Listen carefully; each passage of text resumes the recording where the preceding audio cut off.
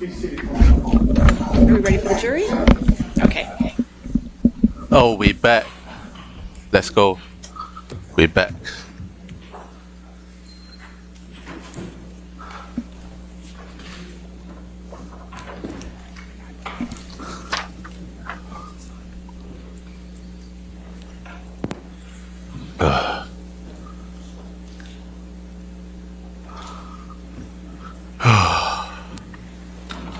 Rotten egg time. Elaine and Rotten.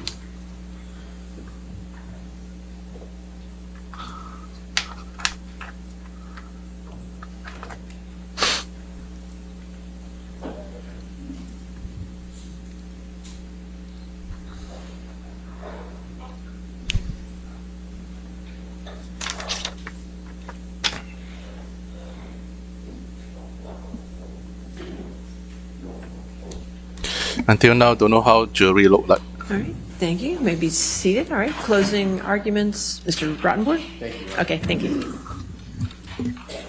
Rotten.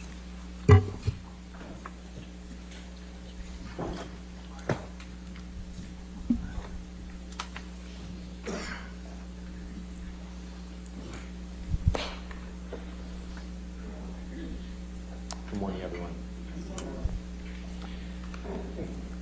Mr. Rottenborn, is your mic on? I believe it is. Oh, there we go. Okay. Does that work? Okay. I've been trying to convince you that Mr. Depp has carried his burden of proof in proving that he was never abusive to Amber on even one occasion. Think about the message that Mr. Depp and his attorneys are sending to Amber, and by extension to every victim of domestic abuse everywhere. If you didn't take pictures, it didn't happen. If you did take pictures, they're fake. If you didn't tell your friends, you're lying. And if you did tell your friends, they're part of the hoax. If you didn't seek medical treatment, you weren't injured. If you did seek medical treatment, you're crazy. If you do everything that you can to help your spouse, the person that you love, rid himself of the crushing drug and alcohol abuse that spins him into an abusive, rage-filled monster, you're a nag. And if you finally decide that enough is enough, you've had enough of the fear, enough of the pain, and you have to leave to save yourself, you're a gold digger. That is the message that Mr. Depp is asking you to send. But he doesn't stop there, because in Mr. Depp's world, you don't leave Mr. Depp. And if you do, he will start a campaign of global humiliation against you, a smear campaign that lasts to this very day.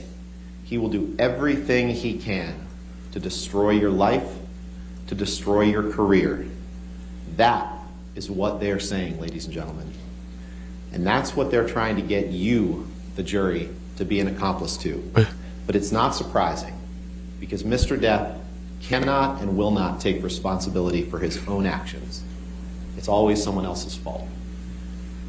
Just as Ms. Vasquez did and Mr. Chu did, I would like to extend my thanks to you on behalf of Amber and our whole legal team for the care and the diligence with which you have served as jurors in this matter. You've paid attention to every witness, every piece of evidence, and I can't even imagine the sacrifice that you've made in terms of time away from your friends, your family, your job, to be here on this jury. It's a very important role that you're serving, and we thank you very much. Let's pick up where we started 6 weeks ago in opening statement. You may remember that I asked you to keep a simple question in mind, which is, why are you here? And much of what you've heard during the course of this trial, you don't need to make a decision on in order to return a verdict for Ms. Heard on Mr. Depp's claim of defamation. Now, we'll talk about Ms. Heard's claim of defamation against Mr. Depp, and Elaine will address most of that in a few minutes. But your key question to answer is, does the First Amendment give Ms. Heard the right to write the words that she wrote in this article on December 18th, 2018? That's the question. And you cannot simultaneously protect and uphold the First Amendment and find in favor of Johnny Depp on his claim. You simply cannot. You have to decide, should someone be able to write an article like that in the United States of America without being sued successfully, without having to go through the hell that Ms. Heard has gone through? So let's talk about that. And to do that, we get to explain a bit more about the law that you have to follow. This is the op-ed piece. I'm not going to read it to you again. You heard me read it to you in opening statements. And I would urge you, when you're in the deliberation room, read it. Read it again. And I know we focused on it, here and there over the course of the trial, but the vast majority of this trial has not focused on these words, on this piece. This is obviously the paper edition. There's the online edition as well. Now we get a chance to discuss with you exactly what you have to find about this article.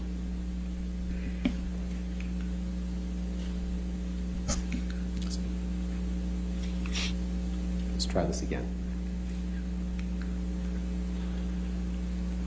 This is one of the jury instructions that you'll get. And I've been so looking forward to being able to actually explain to you, as the judge read all the instructions to you this morning, and I know it was a lot, but we've been looking forward to being able to explain to you what you're here to decide. Because I imagine for some of the case, it's been kind of unclear. What are you being asked to decide? These are the things that you have to find, and you have to answer yes. As Mr. Chu said, you have to answer yes to all of them in order to find in favor of Mr. Depp. So you have to find that the statement was about Mr. Depp.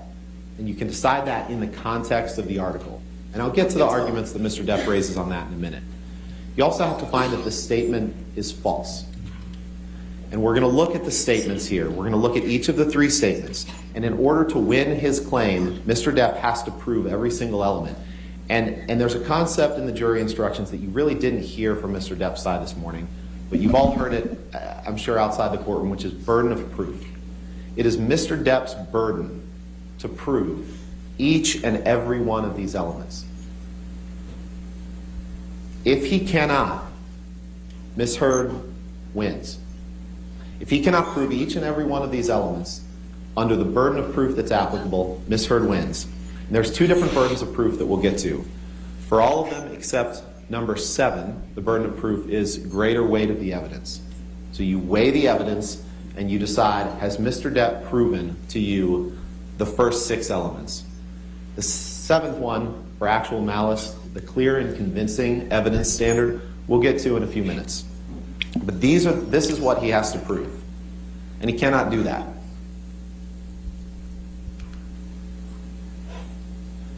These are the 3 statements. And I know you may be thinking to yourself, wait a second, don't we have to decide if Mr. Depp committed abuse? And the answer is no, you don't have to. Because these 3 statements, you can decide as a matter of law, or as a matter of fact, as you weigh the evidence and the fact that they're true. So the first 2 statements I'm going to address together. Then, 2 years ago, I became a public figure representing domestic abuse, and I felt the full force of our culture's wrath for women who speak out. Number 2, I had the rare vantage point of seeing in real time how institutions protect men accused of abuse.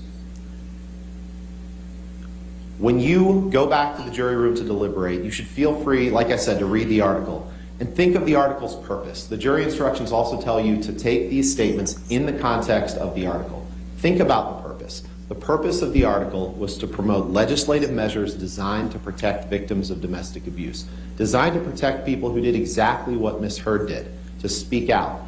That's apparent on the face of the article. And to do that, Ms. Heard talked about her own life experiences as someone who had obtained a TRO against Mr. Depp, someone who had accused Mr. Depp of domestic violence. Make no mistake, and Mr. Depp's side keeps trying to say that we're somehow suggesting that 2 years before she wrote this, that Ms. Heard hadn't had anything to do with Mr. Depp. We're not saying that. You heard Ms. Heard herself say, of course, 2 years before I wrote this article, I felt the full force of our culture's wrath for women who speak out after she obtained a temporary restraining order against Mr. Depp, after she became a public figure representing domestic abuse. But the words that she wrote here, and then chronicling her own experience after that, those words are true.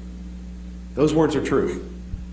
Similarly, the rare vantage point of seeing, based on her own experiences post May 27, 2016, how institutions protect men accused of abuse, those words are true, and the First Amendment protects Ms. Heard's right to say them.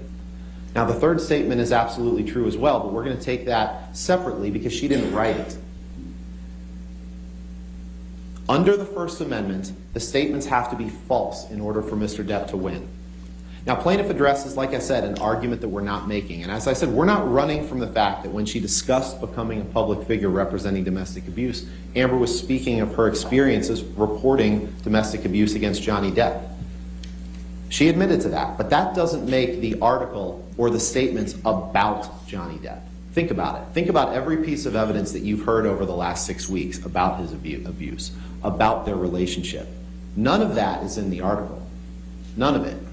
We all know that it would be a very different article if she had written about what she suffered, that she's told you about over the last 6 weeks. Because he knows the words are true, Mr. Depp says that the words now have a defamatory implication. He says the statements are the same as saying, Johnny Depp abused me. But just because he wants to make the article about himself doesn't mean it is. He has to show you that any defamatory implication was designed and intended. Look at number 4. Designed and intended by Ms. Heard to convey the defamatory meaning that he suggests. Just because people might read the article and remember, oh yeah, Amber Heard used to be married to Johnny Depp and she accused him of abuse, that doesn't mean that she designed and intended defamatory implications in writing about herself. And think about it. If Mr. Depp is right, then virtually any statement that anyone could ever make about their own life that implies anything, implies any involvement with any other person, could be defamatory. And that's clearly not what the First Amendment intends. She didn't design and intend the words to be the equivalent of writing Johnny Depp abused me. And you don't have to take her words for it. You can take the words of Terrence Doherty of the ACLU. He said that the op-ed wasn't even Ms. Heard's idea. The ACLU wrote the first draft, and great care was taken in drafting the article so as not to make it about Mr. Depp or Ms. Heard's relationship with him. That's the only evidence presented about Ms. Heard's motive, except her statements that was exactly what she wanted to do. She wanted to talk about her experiences after Johnny Depp. She wanted to own her story after Johnny Depp and fit those into what other women experience, what other people experience having accused someone of domestic abuse and the backlash that they suffer, and then talk about legislative measures that could help protect people in those positions. That's what she meant, and that's what the article is about. There's no hidden meaning here, ladies and gentlemen. This isn't a hit piece on Johnny Depp. This isn't a hit piece on Johnny Depp. And you can end here. You can end there by saying the statements that she wrote were not false, and the First Amendment protects them. Let's talk about the headline for a minute. The headline that was published in the online version only of the article on December 18th, 2018 said, "I spoke up against sexual violence and faced our culture's wrath." A few points here. Number one, and this evidence is undisputed. There's no dispute about this. So as you weigh the evidence, you don't have to check your common sense at the door, and you can weigh circumstantial evidence, you can weigh facts, but you can't see evidence where no evidence exists. And the undisputed evidence here is that Ms. Heard didn't write the headline, she didn't approve the headline, she had nothing to do with it, she was not given notice of the headline. She testified, you saw her testify about the sexual assault that she experienced at the hands of Mr. Depp. You saw her testify about that they're calling her a liar. You saw her on the stand testify with your own mouth, with her own mouth, exactly what she went through for the first time in court, because people who have suffered that, they don't want to broadcast that to the world. They want to penalize Ms. Heard for not speaking about that earlier. That's ridiculous, and it's insulting, and it's just victim blaming at its most disgusting. The only reference to sexual assault in the article, and you can read the op-ed, is sexual assault that she said she had experienced by the time she was of college age, before Mr. Depp. So there is a reference to sexual violence in that article, but it's not by Mr. Depp. And Mr. Depp can't hold her liable for a headline she didn't write, that contained something that had nothing, that was not about him. And they want you to think that she republished the headline by tweeting out the link to the online version. So let's look at this. This is the tweet that she sent on December 19th. The hyperlink says, opinion, Amber Heard, I spoke up against sexual violence. That's the online version of the article. As Ms. Heard said, you can't tweet a piece of paper. So when she wanted to share that she had written this article, what choice does she have? She has to attach that link. And the jury instructions that you have make clear that a hyperlink is not republication. Forwarding a link on does not mean that you broadcast the statement again, but that's what they want to make you think. The only way, and the jury instructions that you have, and we don't need to read through them in detail now, but the republication instruction says that merely linking to an article does not amount to republication, but adding content to a linked article may constitute republication. You must determine whether any added content was intended to reach a new audience, and if you find any content added to the hyperlink was intended to reach a new audience, it constitutes a republication. There was no content added to the article. She tweeted above the article simply saying, today I published this. That's what she said. She didn't add any content to it. She could have added some of the content that you've heard in this courtroom to it.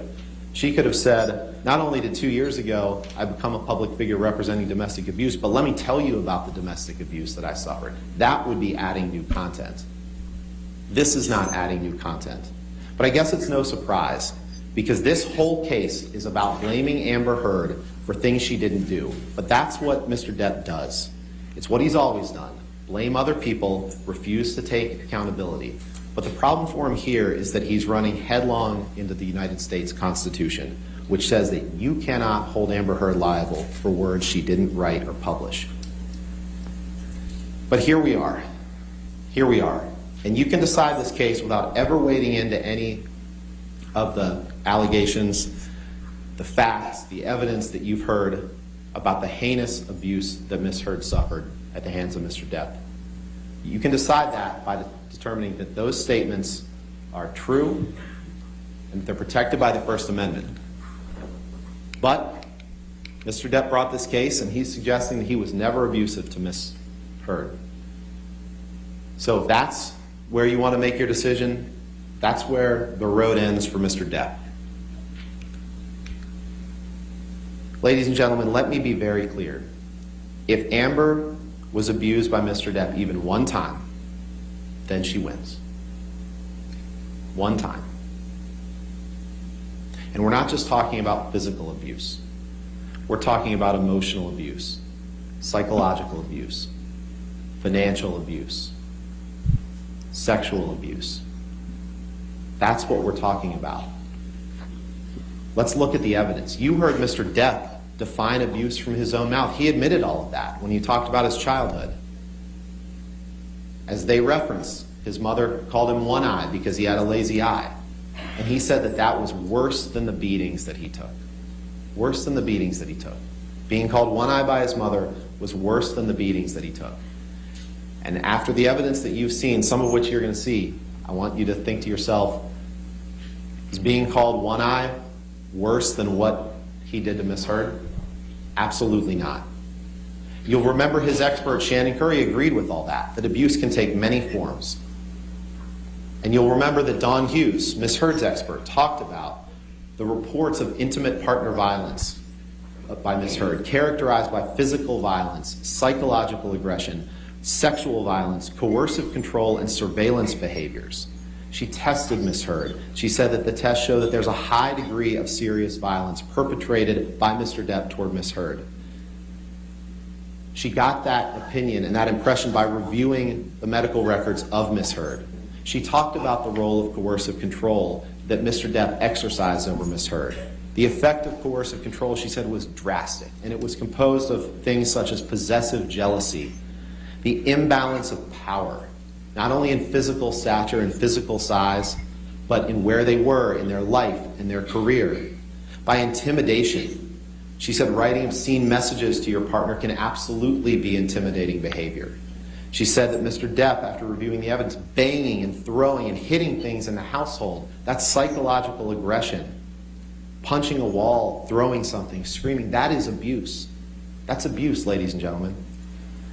She said alcohol can just throw lighter fluid off a flame in a situation of domestic violence. All of these things constitute the domestic violence that Ms. Heard suffered at the hands of Mr. Depp. And he's trying to get you, to fool you, to believing that he's carried his burden of proof that never a single time in their relationship was he in any way, physically or non-physically, abusive to Ms. Heard. And that's ridiculous. That's ridiculous. So let's look at some of that evidence. And like I said, you can apply your own common sense. You don't need to check that at the door when you go into the deliberation room. I'm going to walk you through the evidence, some of the evidence that's been presented, including evidence from Mr. Depp's own mouth, his own words, or the words of his witnesses. Keep in mind the burden of proof. And as we go through this evidence, I'd ask you to keep this in mind as well. It's not about who's the better spouse. It's not about whether you think Ms. Heard may have been abusive to Mr. Depp. It's not. Because remember, if you think that they were both abusive to each other, and that's what their witness Laurel Anderson testified to, then Amber wins. They're trying to trick you into thinking that Amber has to be perfect in order to win, even while they're ignoring Mr. Depp's many flaws. All But they're don't thinking fall is for that winning. trick. Amber's not perfect. None of us are. She's never pretended to be, and that's not what you're being asked to decide. One time, ladies and gentlemen, one time. If he abused her one time, Amber wins.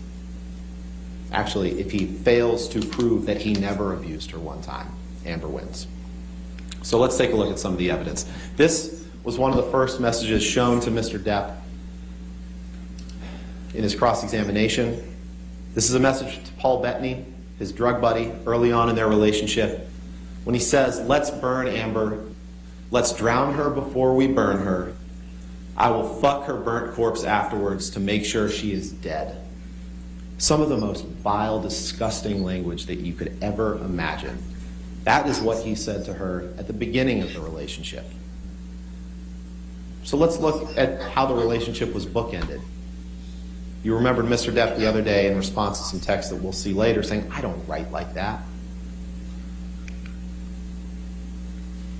This is a bookend of the relationship. This is after it was over. I asked Mr. Depp to read that top text. You'll remember that was the only thing I asked him to read, and he immediately said, "I didn't write that text," even though, of course he did. Even though he wrote the text under it that said, "Hopefully that cunt's rotting corpse is decomposing in the fucking trunk of a Honda Civic." That's how he bookended their relationship. Ladies and gentlemen, these words are a window into the heart and mind of America's favorite Flappy pirate. fish market. This is the real Johnny Depp.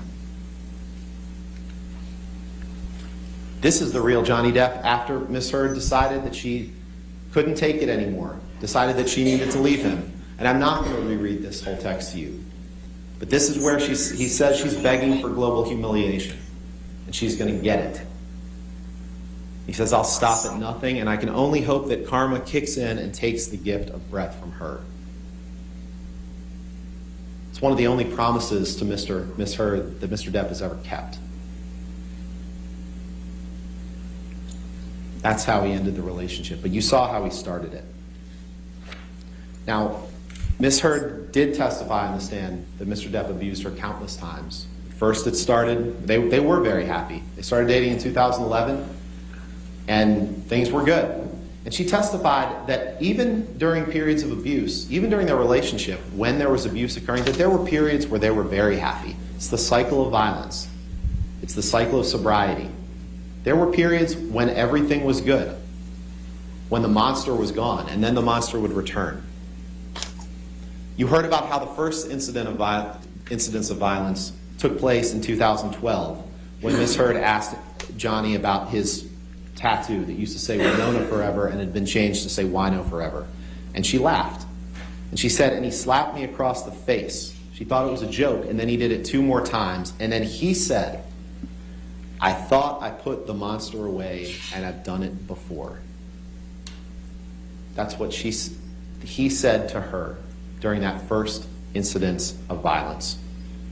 But you don't just have to take what Mr. Depp said in his text. We can hear through his own voice.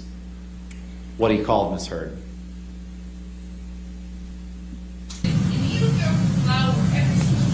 Because you're a fucking cunt!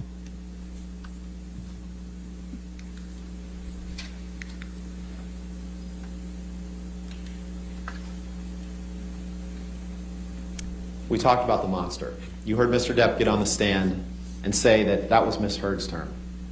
She made it up. That was what she used to refer to him when she was nagging him, because she didn't want him to have a good time. She didn't want him to have a beer once in a while. That's what he's implying.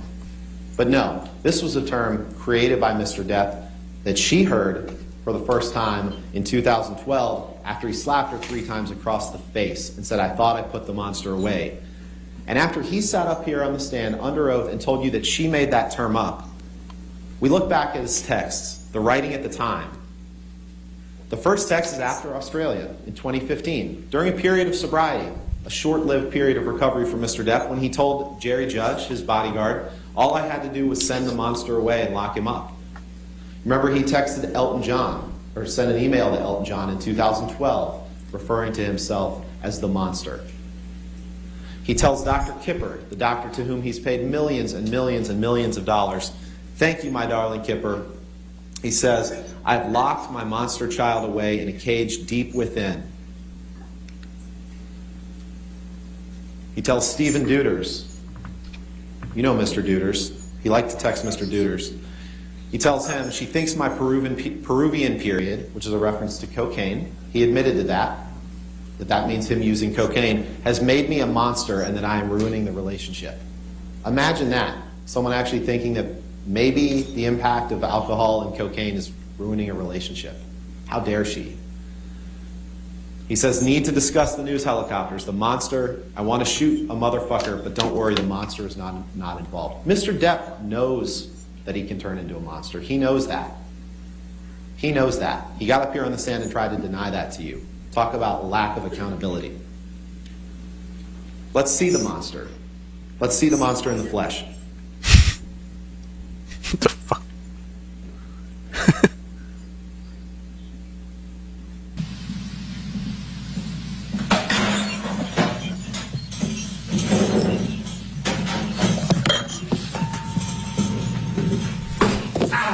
Motherfucker. Motherfucker. What happened?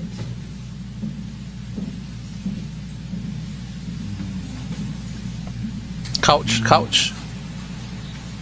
What happened?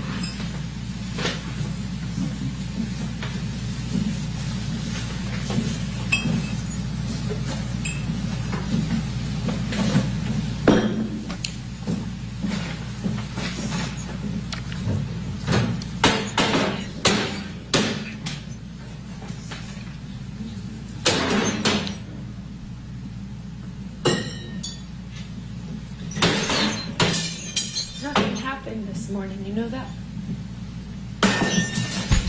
Were you in here? No. So then nothing happened to you this morning. Yeah, you're right. I just woke up and you were so sweet and nice. We were not even fighting this morning. All I did was say sorry. Did something happen to you this morning? I don't think so. No, that's the thing. You want to see crazy? I'll give you fucking crazy. Make a pint. Let's go. Oh, you're crazy. Make a pint. You're crazy. Have you drunk this whole thing this morning? Oh, you got this going? You got this going? I just started it. Oh, really? Yes. Really?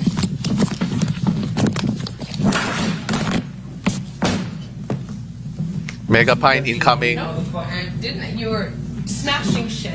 Bye.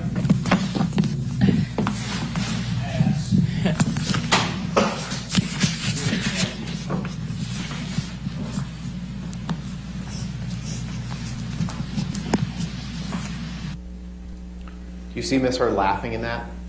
She's not laughing in that. Mr. Depp in this courtroom right now is laughing and making snide remarks as that video is being played. But it's not a laughing matter.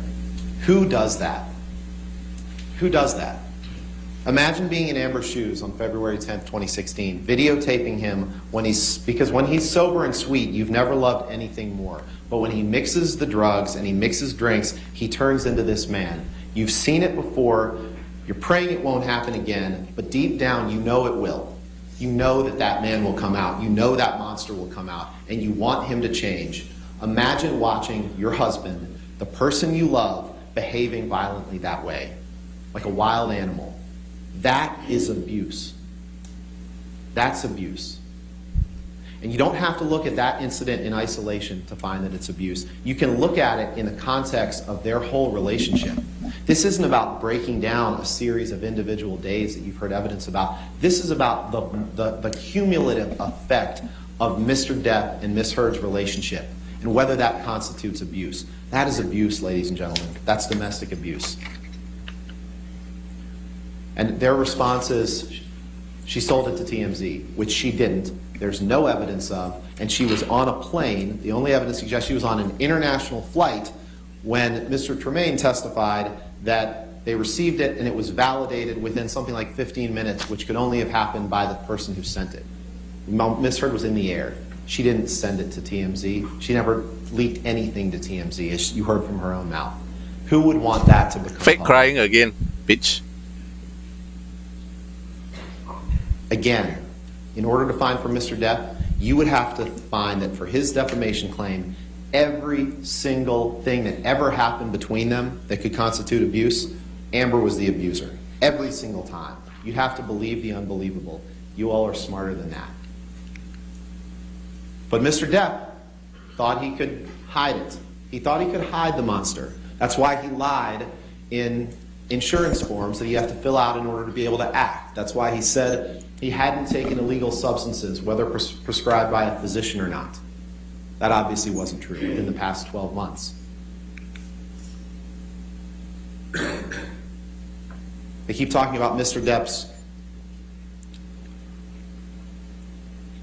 role as a father. This is what he sent, a text that he sent DX207. Now Lily Rose, his daughter, hates me because she thinks I'm drinking, and she's right, but I can't admit, or I fucking die in her eyes. Thanks for that one, Vanessa.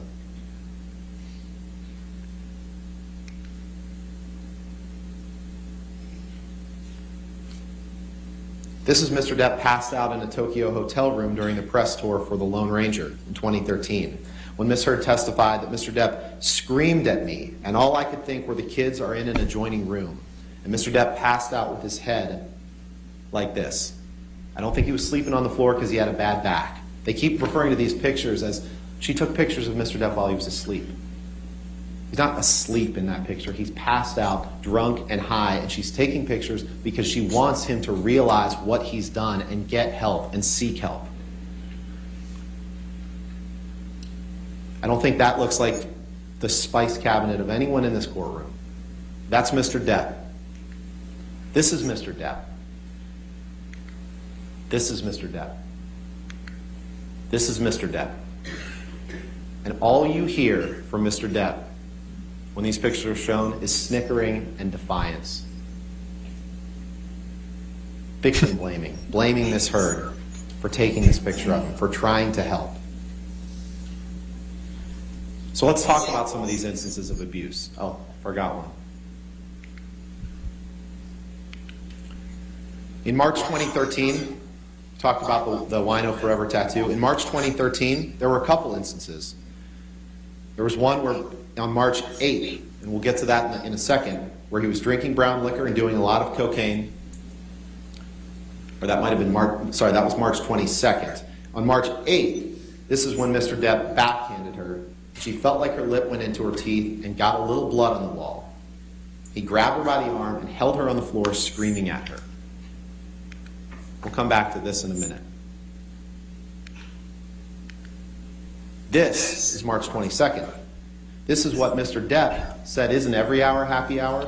Again, totally abandoning any responsibility for behavior like this. But what happened on March 22nd is he wanted Ms. Heard to remove a painting by her ex-partner. And he wanted to admit to an affair that she wasn't having. She didn't admit to it because it wasn't true. So he decided to have some lines of cocaine and some whiskey for breakfast.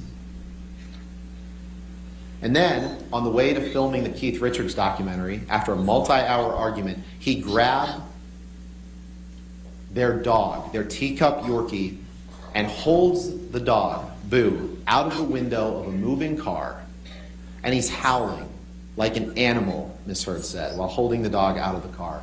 That is abuse, ladies and gentlemen. That's abuse.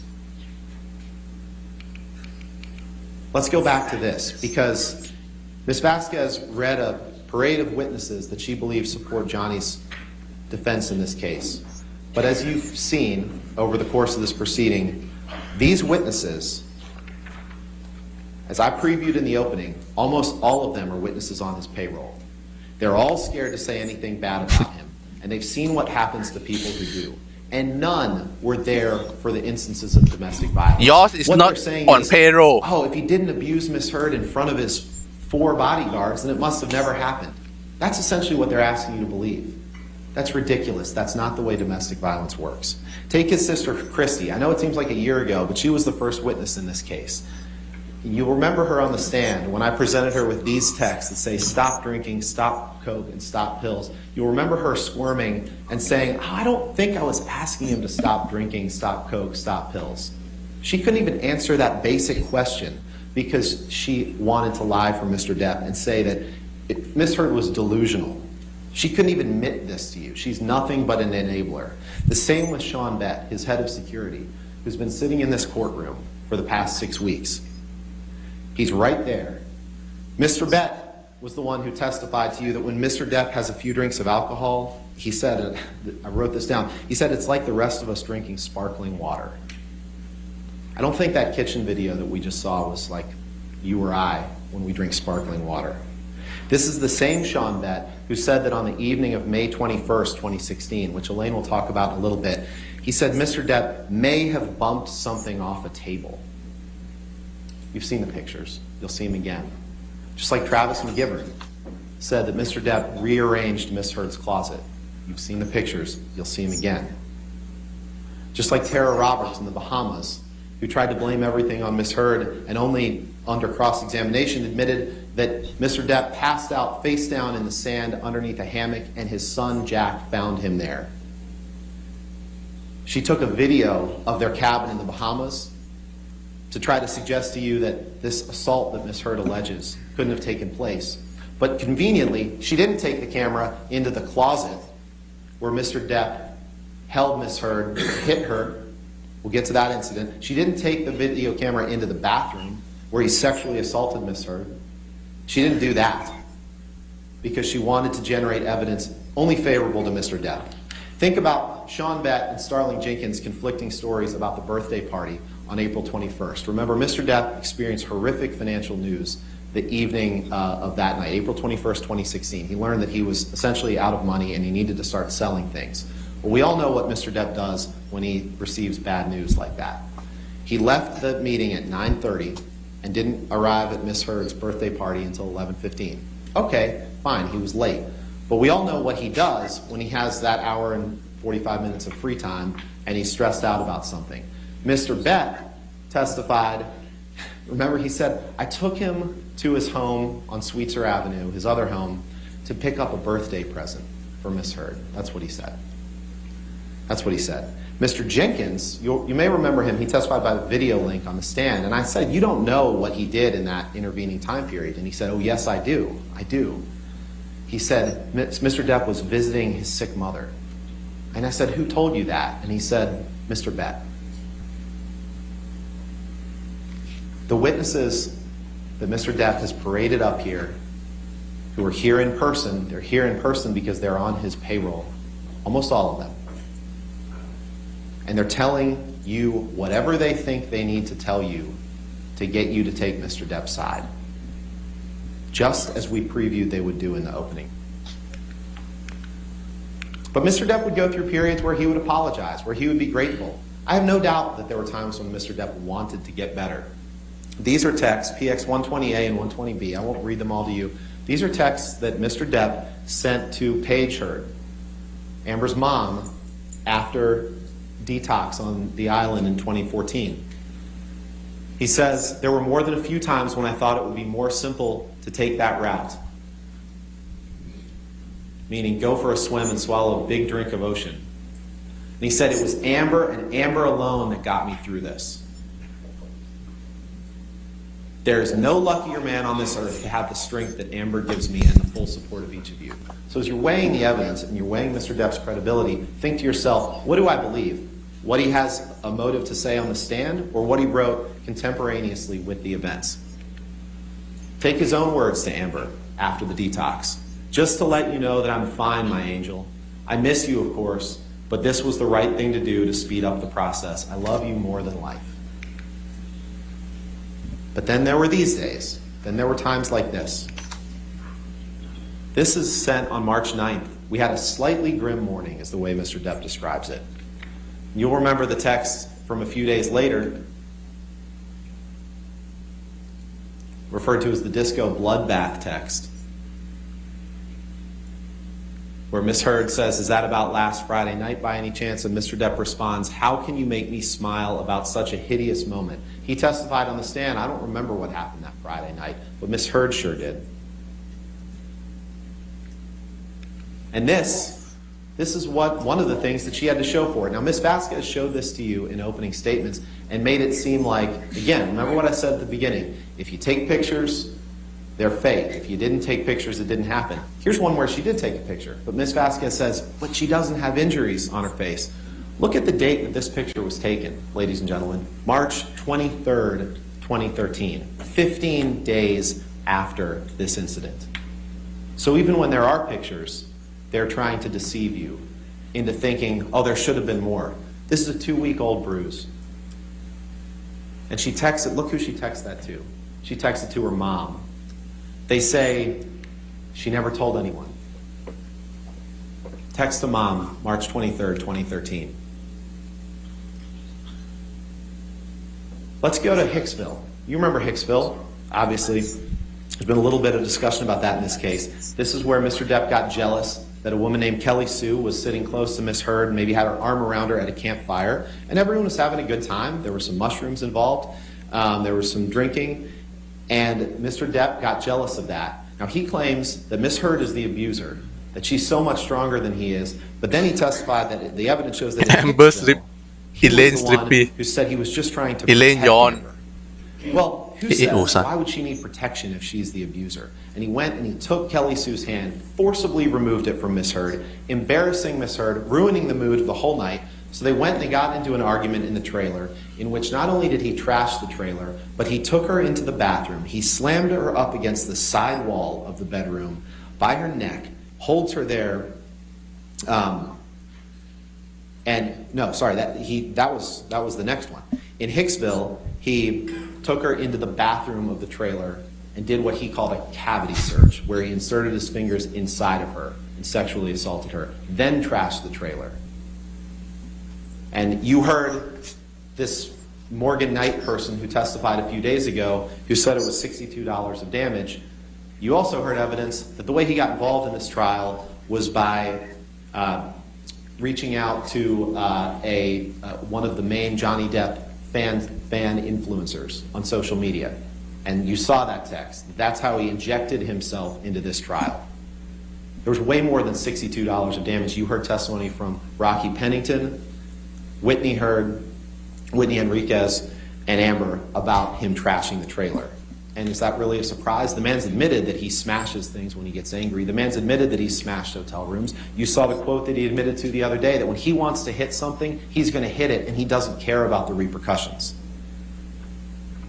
So in Hicksville, the Hicksville was late May 2013. This is a text, another text to drug buddy Bettany, where he says, I, of course, pounded and displayed ugly colors to Amber on recent journey. I am an insane person and not so fair-headed after too much of the drink. Weed, pills, fine. Booze, my capacity is too large and I won't stop. Ugly and sad. Fire. Oh, how I love it. There appears to be an Amber Alert, but I think we're okay. People are getting it, I guess, on their phones that haven't silenced that. Oh, okay, Your Honor. Okay. Can I keep going? Yes. Amber Alert. Yes, sir. So that's after Hicksville. This is what I was getting to next. Remember the testimony about Mr. Depp being drunk on his yacht Whoa. on the island in the Bahamas in 2013, when Mr. Depp looked a little scary by the way his body fell into the water, and Lily Rose, his daughter, started to cry. Miss Heard comforted Lily Rose, and then Depp accused Amber of making them aware of this, that he was drinking again, making his kids aware of this. And he slammed her up against the sidewall of the bedroom, held her up by her neck, held her there for a second, and said, "I can fucking kill you, and you're an embarrassment." Amber Alert. That's what he said. And then, do you remember what happened? Scammer Lily Alert. Rose and Amber helicoptered away from the island. And while Amber was in the helicopter with Lily Rose, Mr. Depp sends her this piece of poetry, calling her a lesbian camp counselor because she cared about his drinking, and just ridiculing her for trying to protect his daughter. Sickening. This text, let's fast forward a little bit to, actually before we talk about this is the Boston flight. Let's talk about the Moscow flight. The Moscow flight, when Mr. Depp and Amber, she said that was the one time she took ecstasy or MDMA with Mr. Depp, and she learned her lesson. When he hit her on the plane, when he threatened to break the flight attendant's wrist, and Miss Vasquez, again, just tried to tell you, oh, he always wore rings. Now, Miss Heard said almost all the time he did, or maybe sometimes when he didn't. And in the picture that she just showed you, PX 1248, you can take a look at that when you review the evidence. That's a picture taken in Moscow with no rings other than a wedding ring on his finger, or some kind of ring. He's wearing one ring on his finger. And so, in Mr. Depp's world, they're going to try to come at you either way. They say, well, he was wearing rings, but it didn't leave a mark on your face. And then they show you a picture where he wasn't wearing rings during that trip. So that's what happened in Moscow. On 2013, Whoa. in London, Mr. Depp... Whoa. Crazy robot. Crash again. What the fuck? Hello? What, the stream died? Oh my god, why always like that? CBS. Every business starts small. Amber Really Alert. small. And it can Because friends, and he twists off, as he calls it, and goes on a multi-day bender. That's why she didn't want him to leave. Oh, this is better when he view, got spun damn up it. Like that, and she could see the monster coming. So let's fast forward to the Boston plane incident. Mr. Depp was jealous that she was filming a movie with James Franco. And Miss Heard testified that when she met him in Boston, she was on the plane, his car pulled up. She could guess by the way he was moving. She knew what was going to board that plane. And it wasn't Mr. Depp, the man. It was Mr. Depp, the monster. She said, I already know he's drunk. I already know he's using. And then when he got on the plane, he straight up started taunting her. He called her a go-getter and a slut. He started throwing things at her, ice cubes and utensils, and he slapped her face against the window when she was seated. And when she got up to move, how dare she, he kicked her in the back. She said, I feel this boot in my back. And he continued to drink and eventually started howling like an animal, passed out in the bathroom. Let's play 221, please.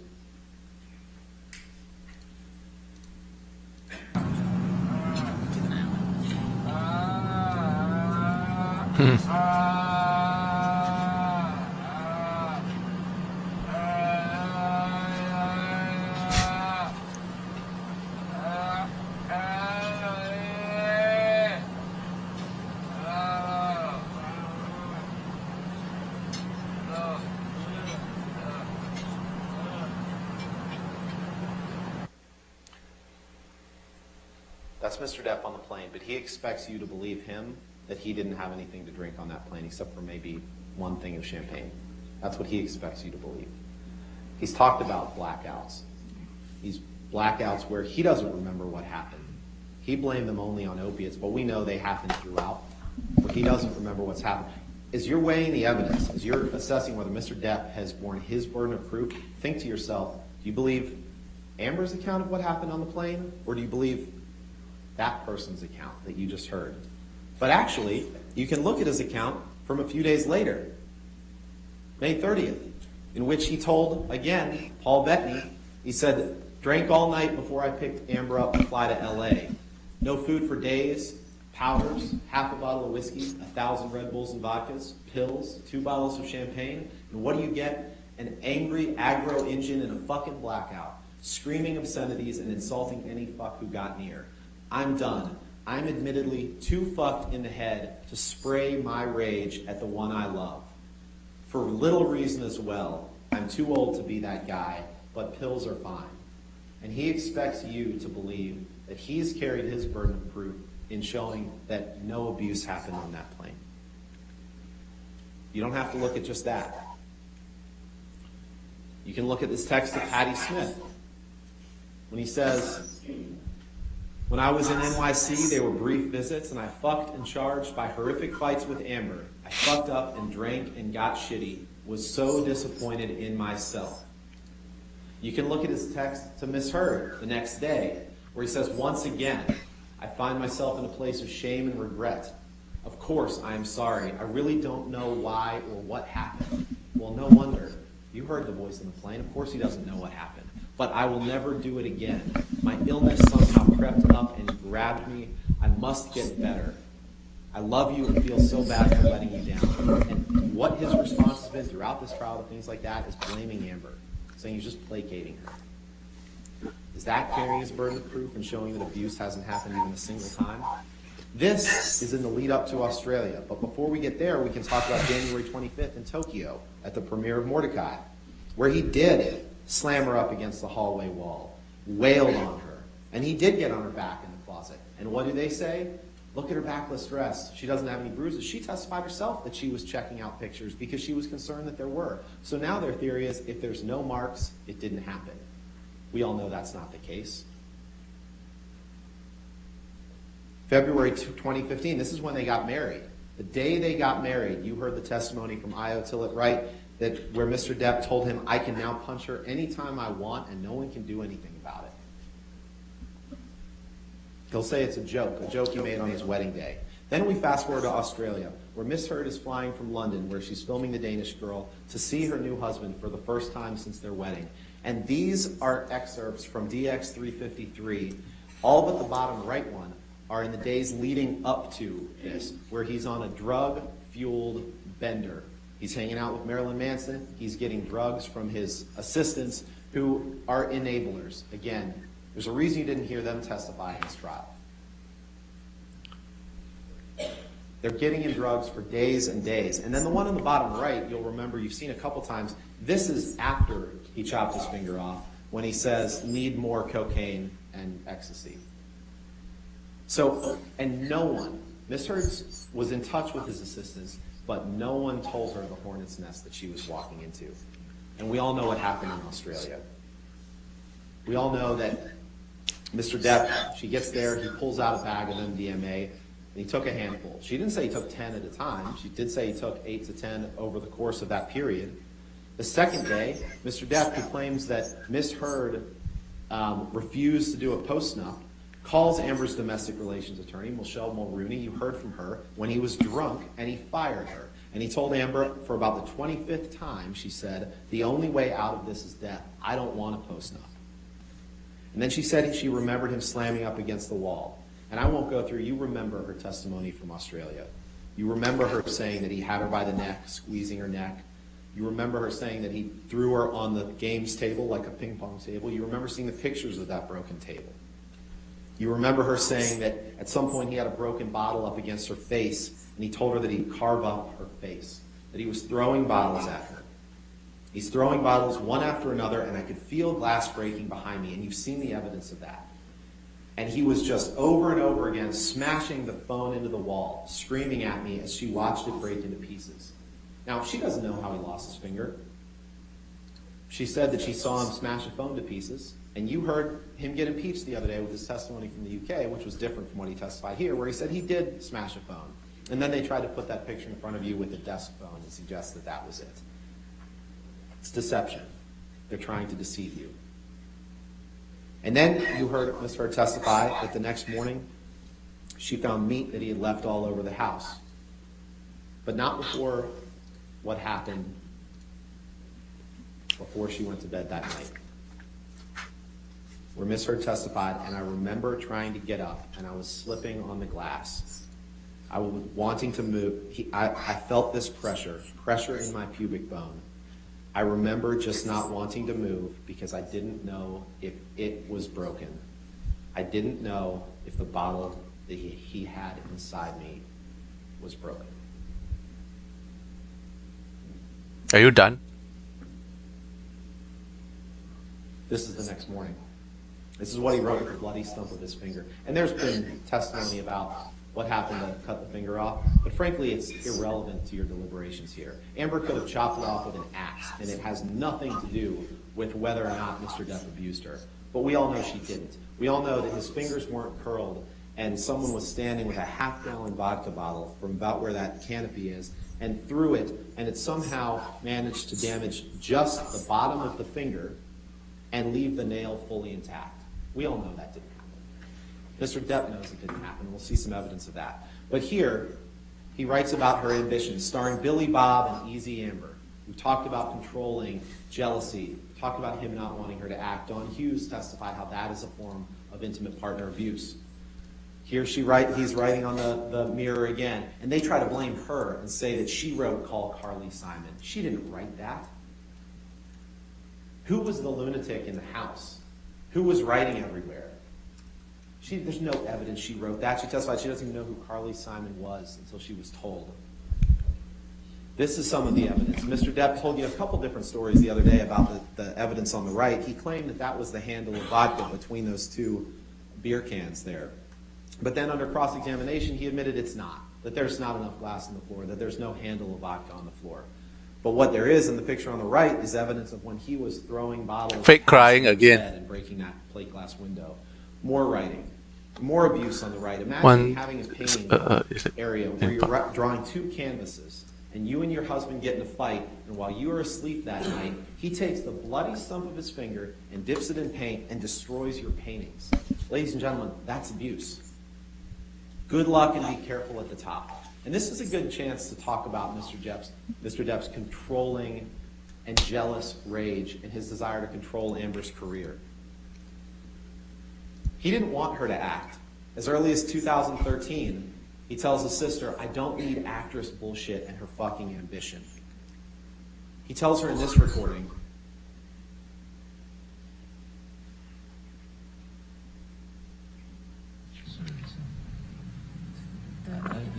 bigger picture. I become irrational when you're doing movies. I become jealous and fucking crazy and weird. And, you know, we fight a lot more. I become jealous when you're doing movies. I become irrational and fucking crazy and weird. Out of his own mouth. This is some of the notes of Dr. Blaustein, his therapist, called himself something about wait up to fight the devil. Jealous, and I know this is hard to read, but you can see jealous, you can see paranoia, fear, envy.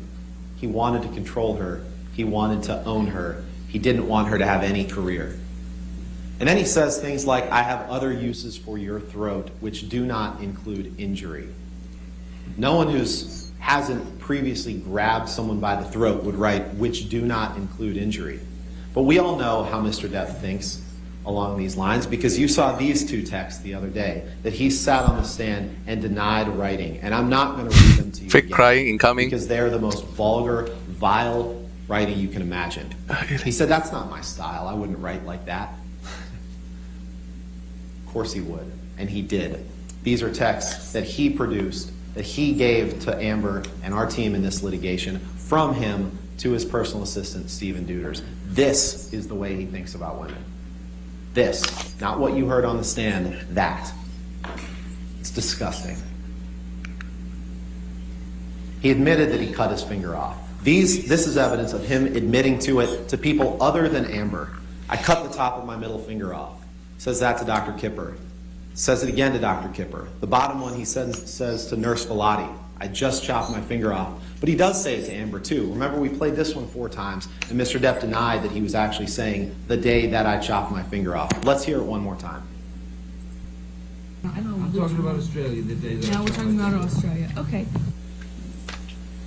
The day that I chopped my finger off.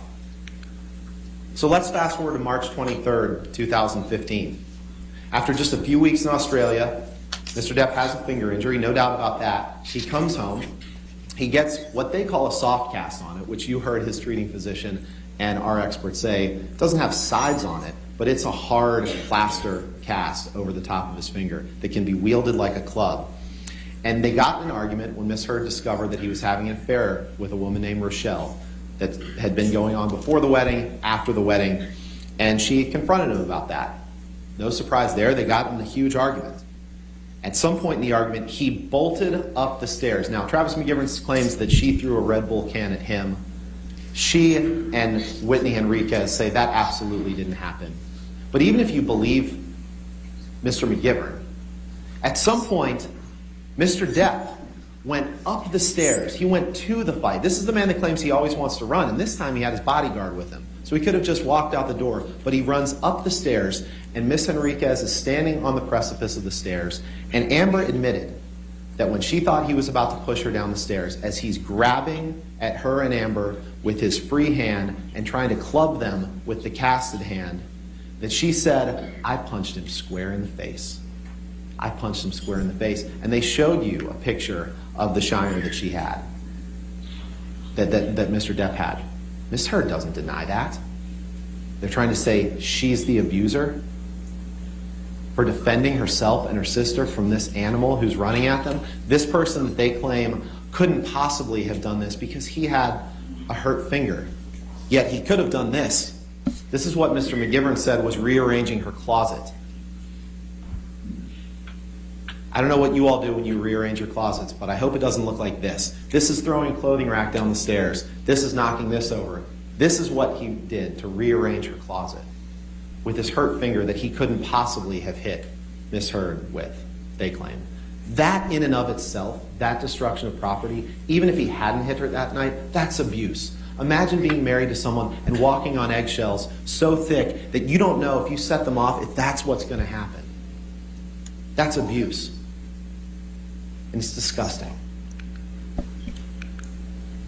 But sometimes he would apologize. He'd say, I can't express how sorry I am for having stooped so low as to have spewed such vicious untruths for the sole purpose of hurting you. Grievous error, shameful. So he went in these cycles. She thought he could change for good. And when it was good, it was really good. But then sometimes things like December 15th came around, where she remembers him chasing her in the kitchen. She remembers him shoving her 2 or 3 times and sending her toppling over a Chase lounge and saying, do you really want to go again, tough guy? And she looked at him and he balled up his fist, leaned back, and headbutted her square in the nose and pounded her head with the back of his fist so she couldn't breathe on that bed that we're going to see in a second, Objection. where she was suffocating in this pillow top, and she said, this is when I thought I was going to die. He's going to kill me, and he doesn't even know what he's doing because he's out of his mind. And these are the pictures that they claim. I don't know what they're claiming. I don't know if they're claiming she painted on the bruise. Oh, you weren't hurt badly enough, so therefore you're making it up? Look under her eye. And again, their theory is that all of this is a lie. All of this was some grand hoax. If this were a hoax, ladies and gentlemen, she'd have worse injuries than that. She'd really do it up. She took pictures as they existed when she could at the time of abuse. And yet Ms. Vasquez has the nerve to say, well, why didn't she videotape an incident of abuse? What, as she's being hit, she's supposed to somehow grab a video camera with one hand while she's defending herself with another hand? You heard her in one of the audio tapes talking about when she hit him as he was trying to barge at her and she got her feet caught under a door as he's coming after her. And of course, as Don Hughes testified to, victims of coercive control like this, they do try to appease their abusive partner. and apologize for things that aren't their fault. So as you're coming at me, Johnny, and you push a door into me, and I have to hit you to get away, to protect myself, yeah, she did apologize for that, because that's the cycle of violence. That's what victims do. Yet they continue to blame the victim. There's no evidence she painted on that bloody lip. And again, if we're talking about a hoax, the next day she went on James Corden, and they say, well, you can't see any injury there, so it must not have happened. She would have to be the dumbest person in the world to say, I'm going to commit an abuse hoax, but let's do it the day before I go on national television. Let's do it the day before. But you heard Melanie Iglesias, her makeup artist, testify in great detail, and I didn't even understand half the terms about makeup that she was using, but she testified in great detail about exactly what she did to cover up those bruises. The red lipstick that she put to cover up the busted lip. Fake crying. You heard the testimony of that from a neutral party who said exactly what she did. She talked about how she looked at the color wheel to neutralize the bruising. They claim it was just an accidental headbutt. Well, no accidental headbutt rips out hair. They claim, oh, Miss Heard somehow used a pocket knife to cut this portion of the bed out to stage this. Well, I don't know if that's a pocket knife or not, but the only testimony in this trial about a pocket knife is Whitney Henriquez saying that Mr. Depp carried a pocket knife in his pocket every day. We all know where that, if it is a pocket knife, where that came from.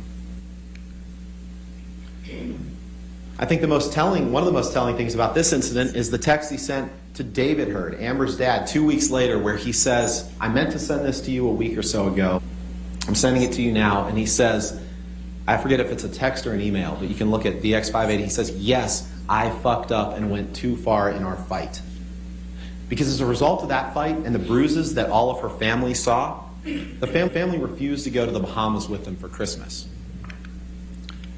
The family refused to go to the Bahamas for Christmas, and on that trip to the island, Mr. Depp kept passing out, and every time he passed out, he would dump a glass of wine on Amber's lap. And she didn't like that, and she yelled at him. And because it was in front of his kids, he got up. This is the one where Tara Roberts took the video, but she didn't show you the closet, she didn't show you the bathroom. And Amber says, while holding my neck, this is in the closet, he said, I'll fucking kill you if you ever speak to me like that in front of my kids again, because you embarrass me. And then he took her into the bathroom, and she said, but this time, he grabbed my vagina, shoved his fingers inside me, but through my bathing suit, and held me there and asked me if I was so fucking tough. And then she ran out of the house. And to keep him away from her, that's when he claims, and she admits, she threw something at him. She didn't know what it was. It's been testimony, it was a can of mineral spirits, that she claimed that hit Mr. Depp. And Mr. Depp is somehow the victim in that encounter? Come on. We talk about the train ride to Asia. You saw the pictures taken before they got on the train ride. Anyone Mr. have Depp has Elaine the same only fans? shadowing under his eye that he was in the allegedly abusive picture. But in that picture, he held in that train ride, talk about a honeymoon, he held her up against the wall while she was trying to get his arms off her neck, and he was squeezing her neck against the railway car, and at some point, I pulled the lapel of his shirt, he rips the shirt off, and she woke up with the shirt around her neck and a giant knot in the back of her head. Let's fast forward to her birthday party just very quickly. He experienced terrible financial news that night. He came over, they got into a fight. There's been conflicting evidence about that. But Amber said, I hit the side of the desk, he chest bumped me, he fell to the floor, I fell to the floor. And when I got back up, he held me down by the shoulders, and that's when he grabbed her by the pubic bone and pushed her down. And you'll remember Miss Vasquez showing her interrogatory answers where she details a lot of this and saying, nowhere in there does it say that. And Miss Heard says it actually does on page 64, and pointed out to Miss Vasquez exactly where it says that. That's abuse. It's sexual abuse. But we all know what Mr. Depp does when he experiences terrible financial news, or terrible news. He experienced terrible news that night on the way to the birthday party, where both of his bodyguards have testified that he was either visiting his sick mom or getting a birthday present for Amber. And then we know what happens the day after his mother passed away, on May 21st, 2016. And we're going to skip through a little bit of this now, and Elaine will talk about this in the context of the counterclaim, but these are the pictures afterwards. These are pictures that now they're claiming that, well, they must have been faked. There's been no testimony in this case that these pictures were faked. There's been no testimony that the marks you see on Amber's face, including this mark with a straight line from below her eye to the top of her temple, that it lines up directly with a phone. There's been no testimony that those are faked. Mr. Depp went through the house. He destroyed pictures of her friends. That's abuse. Property destruction like that, in and of itself, is abuse. He destroyed her office. He destroyed her friend Rocky Pennington's preparation for the bead show that she was having. He spilled wine in the hallway that you'll notice the police denied. Oh, there was no spilled wine in the hallway. Well, even Isaac Baruch testified that he saw this in the hallway. And they said she never sent anything to her medical providers. These are the texts that she sent to her nurse, Erin Filati, Photoshop the night 3.0. that it happened. These are pictures of her in the courtroom. We're not going to play this right now, but you can listen to this. This is that terribly disturbing text of him in July of 2016 threatening to cut himself and telling, "You cut me or I will." You all remember playing that. It was awful. It was awful. I'm not going to play it again, but it was horrible. That in and of itself is abusive. This is the document that Mr. Depp signed, the divorce agreement, where he says, signed in agreement with his signature, neither party has made false accusations for financial gain. He said that then. He could have fought this then, but he didn't, because he knew that her allegations were true. But then he continued his campaign of humiliation. He says, "I want her replaced on that WB film."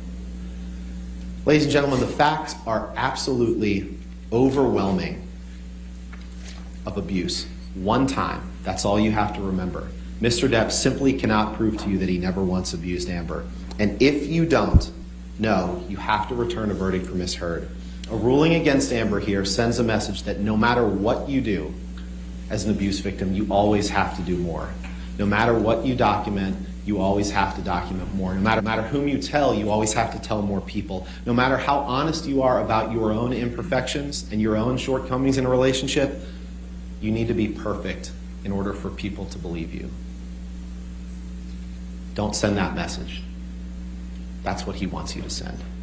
So I'm going to quickly get to another point that you have to find in order to prove, or in order to rule for Mr. Depp. You would have to find that Ms. Heard made the statements with actual malice. Now, what Mr. Chu didn't tell you is that you have to find this by clear and convincing evidence. So this is much higher than the greater weight of the evidence standard that applies to the other claims, the other elements of the claim. Clear and convincing evidence is evidence that creates in your minds a firm belief or conviction that Mr. Depp has proved this issue. So if you believe that Ms. Heard did not act maliciously in writing her op-ed, then you must return a verdict for Ms. Heard, even if you think that he never abused her. But I'll quickly go over the evidence of this. The op-ed, you look at the words, it clearly wasn't a hit piece. She visited her attorney, Eric George, who testified by video that his objective was to make sure that there could be no meritorious claim that could be brought about this article relating to defamation. He gave Ms. Heard advice. She affirmatively followed all of it. So you cannot find that Ms. Heard met the clear and convincing evidence standard, given the testimony of Eric George, given the testimony of Terrence Doherty from the ACLU, when Amber went out of her way to ask her lawyer if it was okay. They will say it doesn't matter if she's lying, but even if that isn't, they will say that that doesn't matter if she's lying, but even that isn't true. Because again, keep in mind that if Ms. Heard wanted to be malicious toward Mr. Depp, the article would be very different. And I think it's interesting here, we'll talk about Mr. Waldman in a second, but that Amber utilized her attorney, Eric George, to make sure that she was following the law. Mr. Depp used his attorney, Adam Waldman, as an attack dog to defame Amber and to fulfill Depp's promise to her of global humiliation. The last thing I'll touch on before Elaine talks is Mr. Depp's damages. The man's at least consistent in one respect. He blames other people for his problems, everyone but himself. You heard us reading the stack of articles dating years before he broke up with Amber, before their marriage broke apart, talking about his problems, talking about the fact that his movies were flops, talking about the fact that he was late to the set, that he's unreliable as an actor. A word of reminder here, ladies and gentlemen, is that the only thing Amber ever did that Mr. Depp is allowed to sue her for is the op-ed. He's trying to say I want to sue her for what she said in 2016. I want to sue her for harm that was caused then. You cannot do that. The only thing you're being asked to decide are the words of the op-ed defamatory. Nothing else. Any damage to Mr. Depp's career is self-caused. Then think about the testimony that you've heard from his former business manager, Joel Mandel, said that Depp had issues with drugs and alcohol that damaged his career. Depp sued him. His former agent, Tracy Jacobs, said he was late to the set and that he used an earpiece. Depp fired her. She said Disney never committed to Pirate 6. Disney's corporate representative, Tina Newman, said that there was no record in Disney's records of this op-ed. This op-ed had nothing to do with it. In fact, Catherine Arnold, our damages expert, testified that the paper version of the article that allegedly they say came out 4 days after the op-ed was published the same day as the op-ed that said that Johnny might not be in Pirate 6. The same day. The paper article came out the same day. So the op-ed didn't cause that. There's no evidence of any contract by Disney for Pirate 6. His agent, Jack Wiggum, couldn't identify a contract. His former agent, Christian Carino, said that there's no contract. He didn't lose anything as a result of this op-ed. Anything he's lost is the result of his own choices.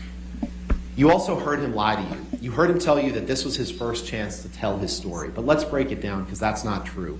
He could have fought the TRO that Amber filed. He could have said, I didn't abuse her, but he chose not to do that.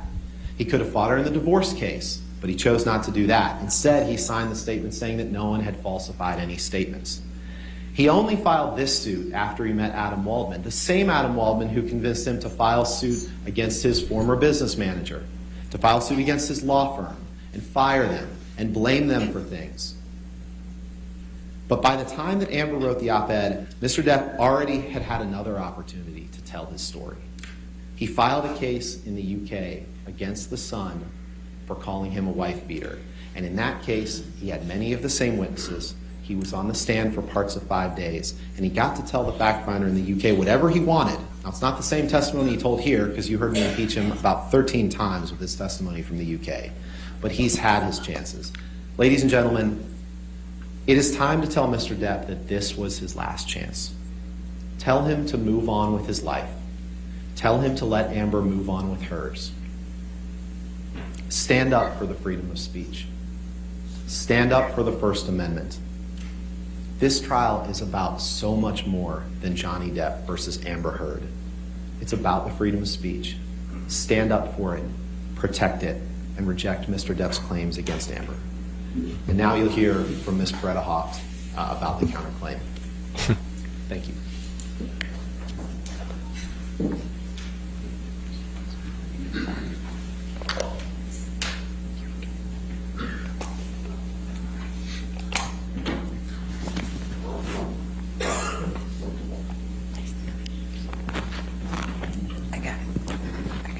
Yep. I'm good. Oop.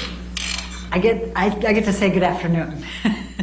And I know you've been listening to everybody for a long time here, and I echo Ben's very strong thank you to all of you for this extreme service and extraordinary service. We really appreciate it. I'm going to go really fast and try to go as quick as I can so that you can get a break from us and go make your decision. I know you're probably itching to do it at this point. But this is very important to us, and we appreciate your listening, and we appreciate your being here. I'm going to stay on this slide for a moment, and there's something that's very important on this slide that hasn't been brought to your attention by Mr. Depp's team. When you see the actual damages, go down to the last paragraph, if you will. It says, Mr. Depp cannot recover damages for any harm that occurred after November 2, 2020. Do you all see that? So what Mr. Depp's team got up here and told you through Mr. Chu this morning has nothing to do with this case. He had his chance in the UK. The lawsuit was filed June 2018, 6 months before the op-ed. The trial was July 2020. The process ended, according to Mr. Marks, their expert, on November 2, 2020.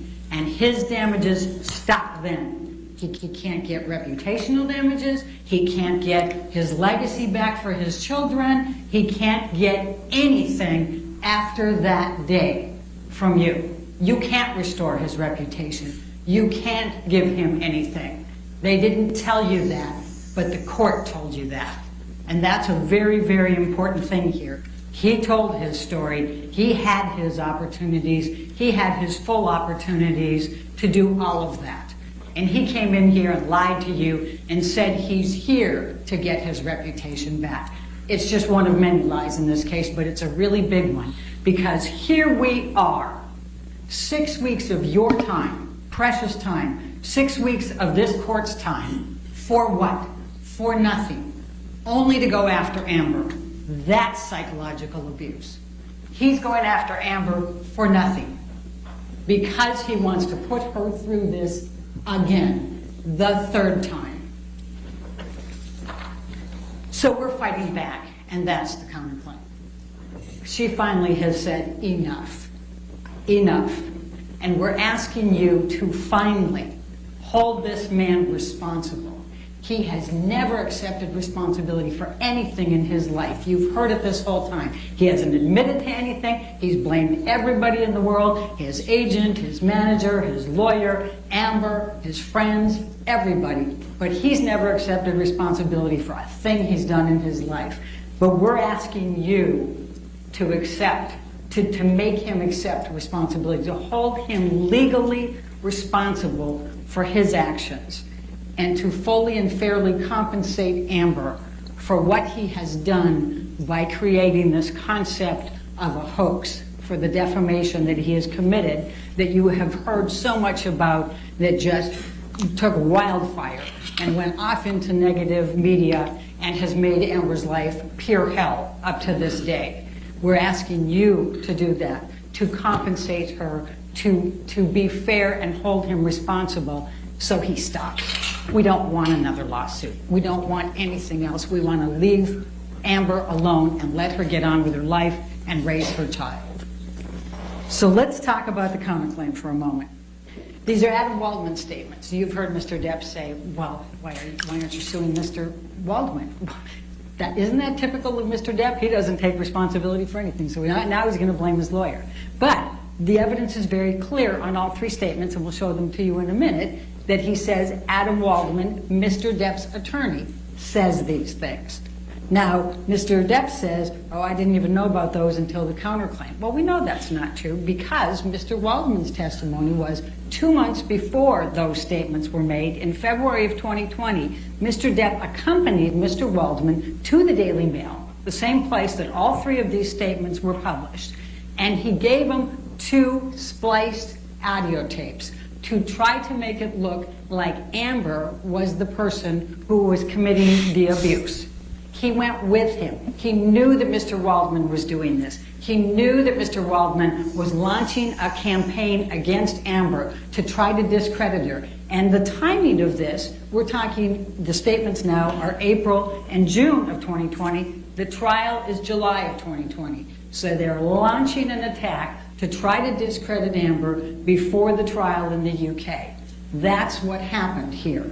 And that is Mr. Waldman, but it's Mr. Depp. The judge gave you 3 different instructions, and you'll all have them. He's acting as his attorney. He has the authority. So Mr. Depp is standing in the shoes of Mr. Waldman. Mr. Waldman is standing in the shoes of Mr. Depp. Michelle, can you please bring up the first statement?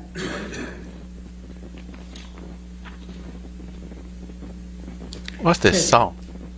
Amber and her friends in the media use fake sexual violence allegations as both a sword and shield, depending on their needs. They have selected some of her sexual violence hoax facts as the sword, inflicting them on the public and Mr. Depp. Now, what this statement, the sexual assaults, and using them with the media to try to discredit Mr. Depp. That's the clear implications of this. Now, the first part of this is this contradicts Mr. Depp's claims today that the first time you ever heard about the sexual assaults that happened was in this case. It was in the UK case. This is the case that Mr. Depp brought in the UK. And instead of Amber Heard trying to put this out in the media, she did exactly the opposite.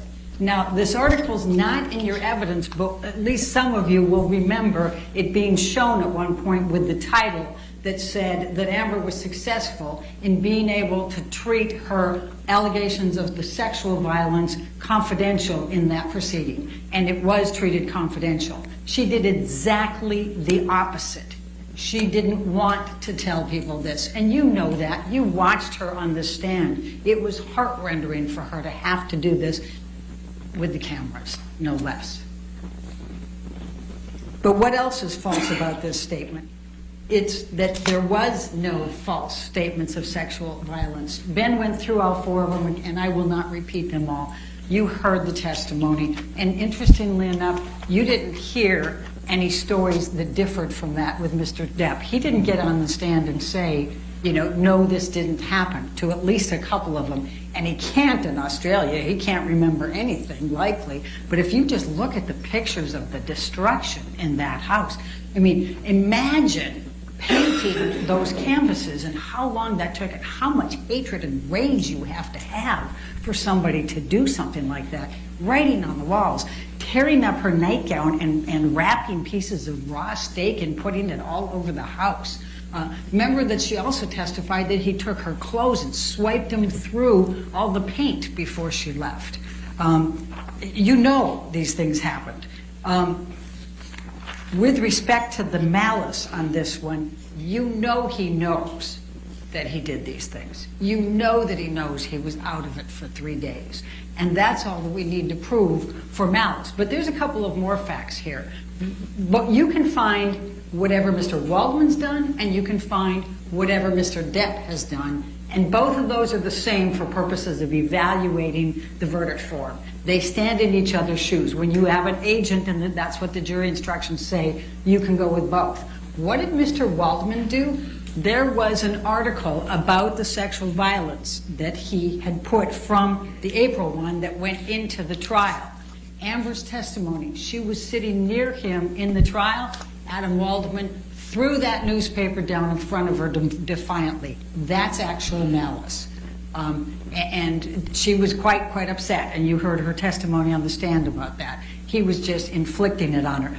Remember Bruce Witkin's testimony? This was Johnny Depp's best friend for 40 years until he testified truthfully 4 years ago about the drugs and alcohol, and he stopped talking to him. There was a couple of really important things that Bruce Witkin said. One of the things he said, he met Adam Waldman once. Adam Waldman said, do you have any dirt on the Mandels? And he said no, and that was it. Then he didn't care. He is an attack dog. All he wants to do is attack and put dirt on people. The second thing that Witkin said that I think was pretty instructive was that Johnny Depp has deep-seated anger issues that have nothing to do with Amber. He remembered even back when Johnny was married to his sister-in-law, he had extreme jealousy even back then.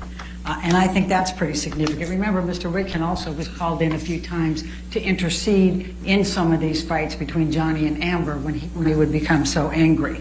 The last thing I thought he said that was actually pretty important was that Kipper and his whole group are a scam. He said, you know, how is it that they can be sober doctors, you know, for these years, and he's never sober? You know, he's even taking pot all the time. How can you be sober? I thought that was quite instructive. But in any event, going back to, that's the first statement. The second statement, Michelle, if you can bring that one up. Oh, before I go there, I want to talk about a few more things from Mr. Waldman that you have in your pocket to be able to find additional malice with him. Remember, he's the one that after the UK trial went to the LAPD with a notebook full of things and tried to get perjury charges against Amber. The LAPD said, we don't investigate those things. But he then went to a German newspaper and said, Amber is being investigated by the NYPD, or the LAPD, for perjury. Do you remember that? That's malice. That's showing his intent to do harm to Amber. He also admitted that he speaks to that umbrella guy, and you'll see that one text in there from the person from TMZ. That umbrella guy is the big lead of Johnny Depp's, you know, positive social media that is putting all the negative out on Amber Heard. And he also ended up getting knocked out of Twitter because he was abusing Amber. So now we'll go to the second counterclaim statement. And that is quite simply, this was an ambush, a hoax. They set Mr. Depp up by calling the cops, but the first attempts didn't do the trick. The officers came to the penthouses, thoroughly searched and interviewed, and left after seeing no damage to face or property. So Amber and her friends spilled a little wine, roughed the place up, got their story straight under the direction of a lawyer and publicist, then placed a second call to 911. Now this is May 21. Now the clear implication here is that they're saying that Amber got together with her friends.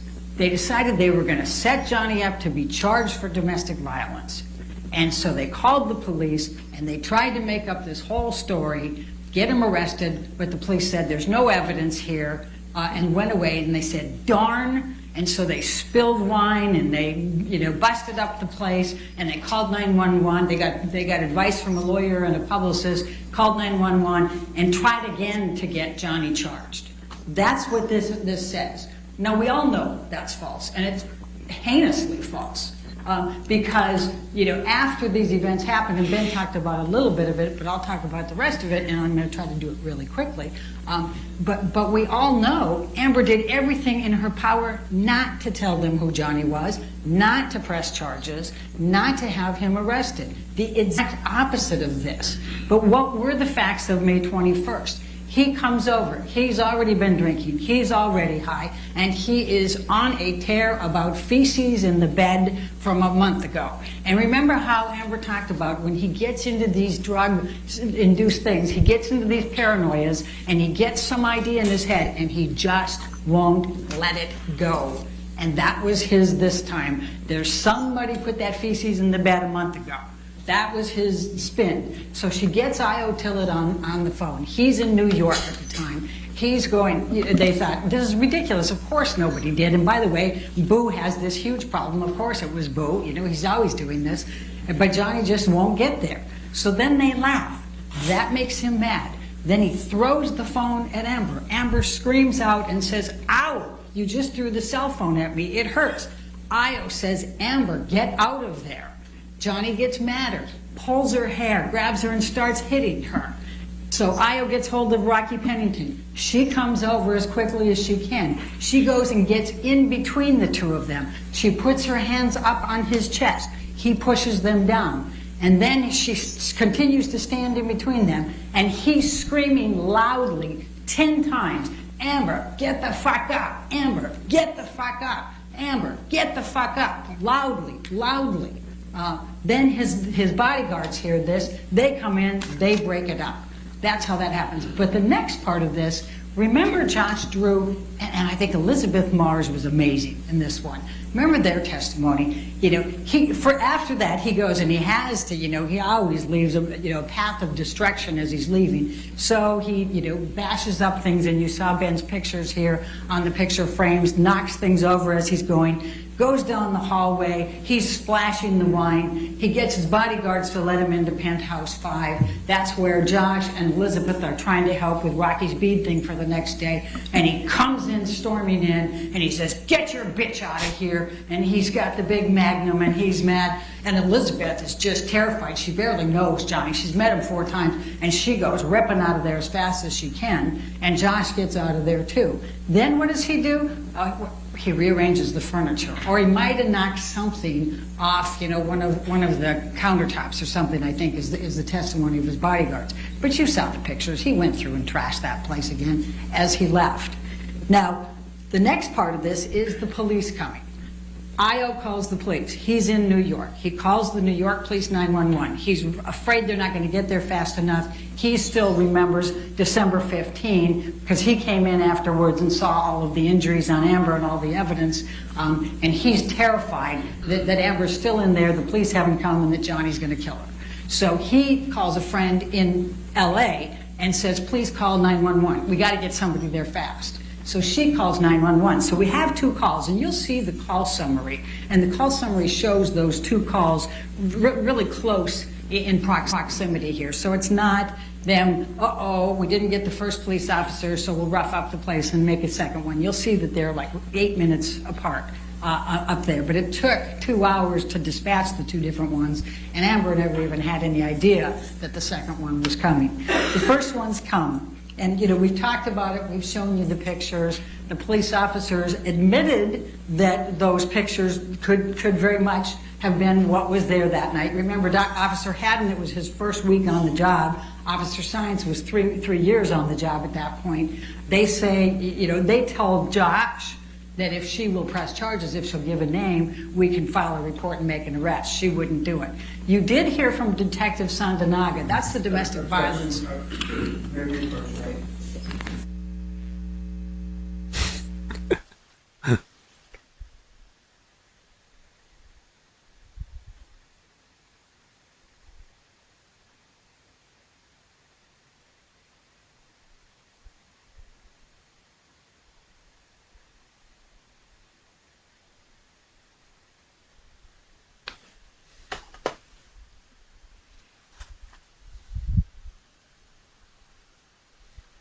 Oh, that smell.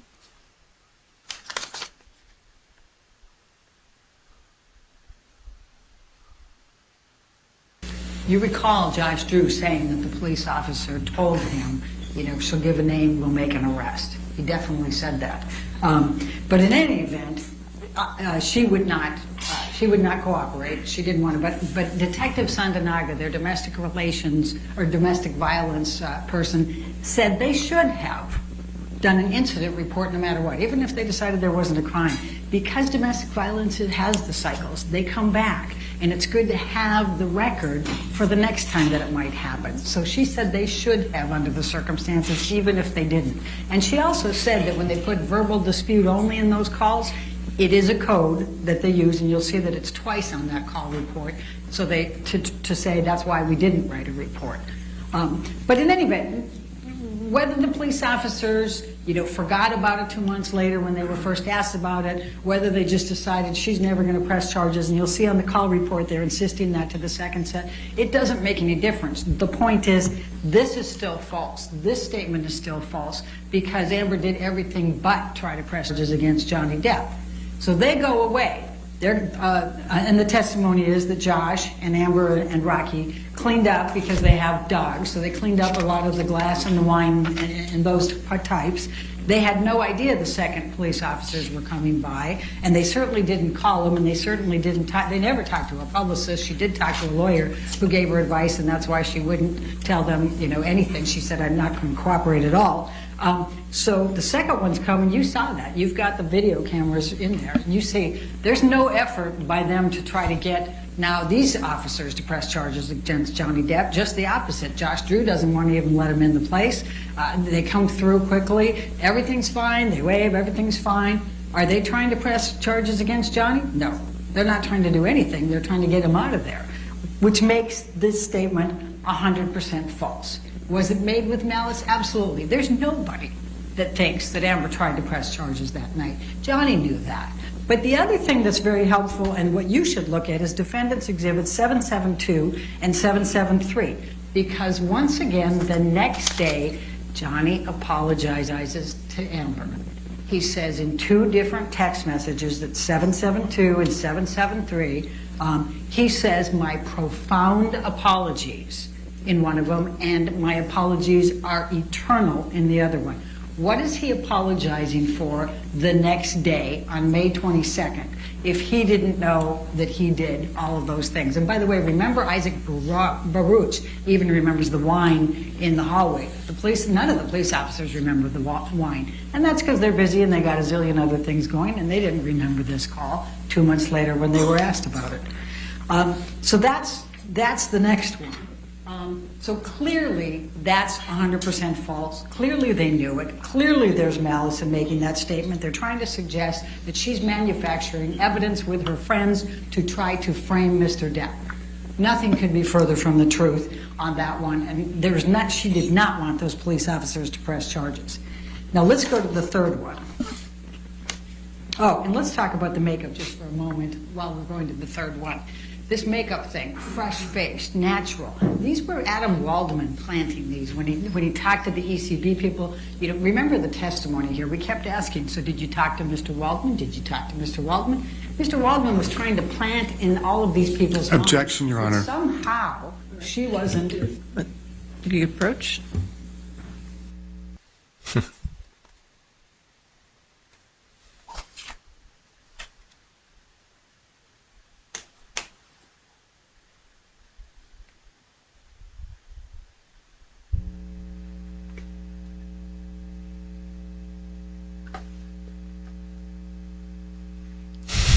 Camille don't like Elaine at all. Always angry at Elaine. that face, you will know Camille is angry. you see? Camille is angry. So I Staring. didn't say that any of the witnesses stare. admitted that Adam Waldman planted that. I'm saying he planted it. That's me arguing the planting. And that's because it's all the same thing. She wasn't wearing any makeup. She was natural. She wasn't wearing a stitch Camille. of makeup. Every one of them says it. It's the exact same thing. Well, why would you say that? She's an actor. She's not going to go outside her house, you know, without putting makeup on. And if she has bruises, why on earth, when she's been covering them up for 4 years, why on earth would she not put makeup on so that she would cover those up? Why on earth would she not want to cover up those bruises? It makes no sense. But you know what? You guys saw her here. You guys saw it. You saw Amber on the stand. There were days where she didn't wear eye makeup. A lot of people think that she's not wearing makeup when she doesn't have mascara and eyeliner on. She has different looks, and some of them are with eye makeup and some of them are without. And people misunderstand, especially people that aren't that good at makeup, and a lot of men, frankly, go, oh, then she probably doesn't have makeup. And that's where that mistake happens. But you heard her testimony, and you heard her makeup artist testimony saying she doesn't go out of her room without concealer and foundation. She knows how to put these things in. And you saw Defendant's Exhibit 155, and you'll have the actual thing in there.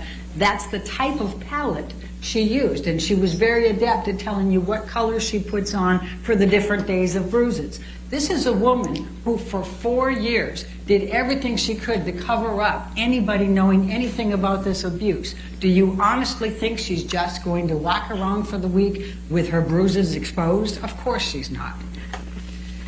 Now, let's go to the third one. And this is the abuse hoax. He says, we've reached the beginning of the end of Ms. Heard's abuse hoax against Johnny Depp. Now, obviously the defamatory meaning of that is that Amber's creating an abuse hoax. But there is no abuse hoax. I don't need to tell you all of the evidence because Ben did a beautiful job of just taking you through all of those different things, but I will point out a couple things for you. And that is, remember Bonnie Jacobs, the therapist. Dr. Hughes and Dr. Spiegel testified about Bonnie Jacobs' notes. And remember that I was holding that, you don't get to see them, but they testified that they went through them. Dr. Hughes testified that she also spoke with Bonnie Jacobs. She kept contemporaneous notes from 2011 when she first started seeing Amber. And the abuse is documented in those notes, is what Dr. Hughes testified to. They start in 2012, both physical and sexual. Objection, Your Honor. That Dr. Hughes testified to that.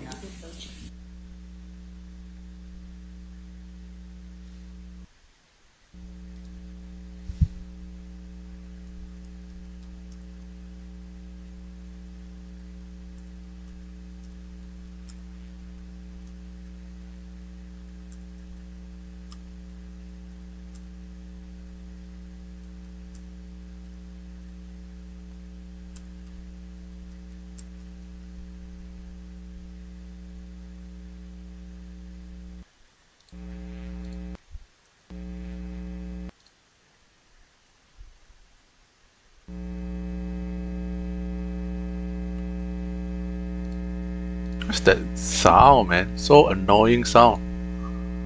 What's that annoying? Electricity, like electric wave.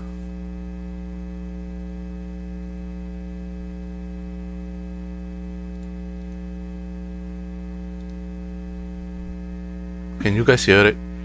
I can hear it very...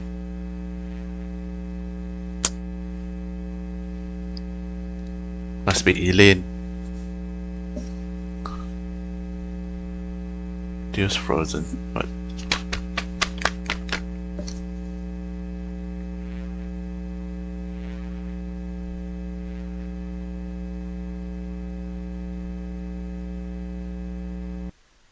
Oh, finally.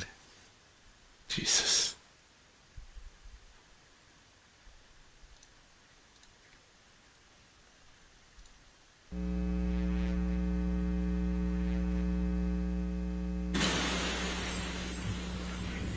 So Dr. Hughes specifically characterized Dr.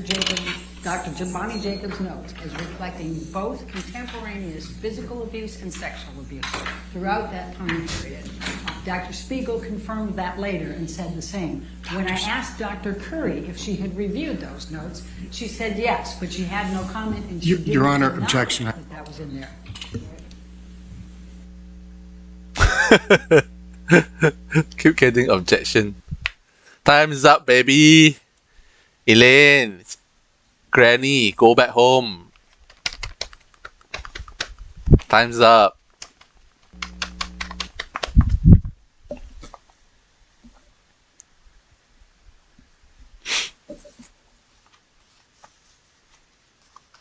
Confirmed that he had reviewed Bonnie Jacobs' notes as well. And when I asked Dr. Curry, she said she had reviewed them, but she had no comment, but she also didn't deny that those were in there.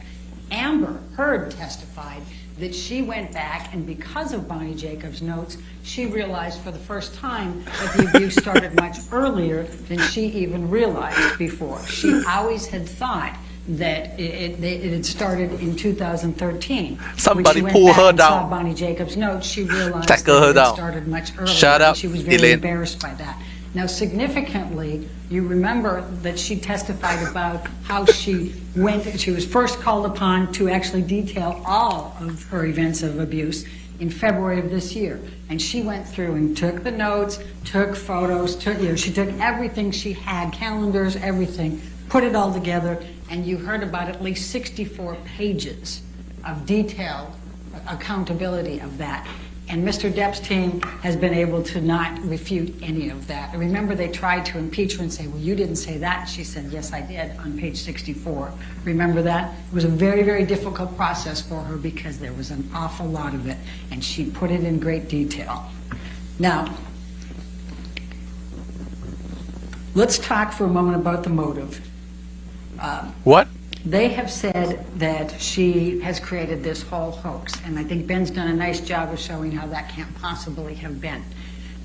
But what would Amber Heard's motive be for creating a hoax or creating any of this or making Money. any of this up?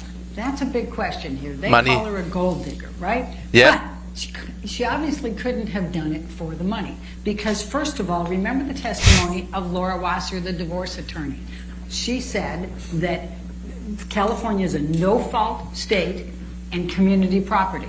So Amber doesn't have to have an abuse. She could have divorced him for irreconcilable differences, for abandonment, for adultery, for anything. She doesn't need an excuse. And she gets 50% of whatever he earns during the time of the marriage, unless they had a prenup or a postnup. The testimony from Michelle Mulrooney was that Amber completely cooperated with the prenup and the postnup, but it was Johnny Depp who, and you've already heard from Ben, called her up and fired her. He didn't want a postnup or a prenup. So she's entitled to 50% of everything he earns during that time. Now, we have Plaintiff's Exhibit 936 in evidence. And look at page 69. It says how much he made in 2015. It was $43 million. Remember Mr. Spindler, Depp's expert, who said that he made $22 million in 2016. So you got $65 million. Amber was entitled to 31.5 at least. That doesn't include all the back ends from, for example, Pirates 5. She was entitled to that money. So she didn't need to say anything. She could have just said, I don't like you anymore. I don't like the color of your hair. I'm going to divorce you. Your She Honor, would have been we're entitled going to to that. object again.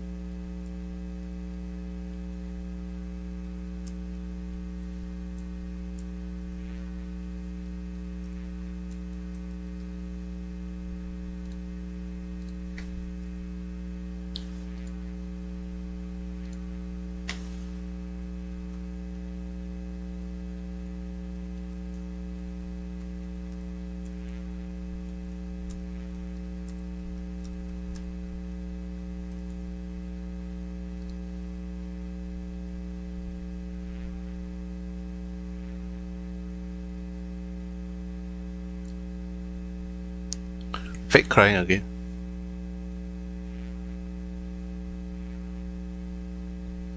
Fake crying again.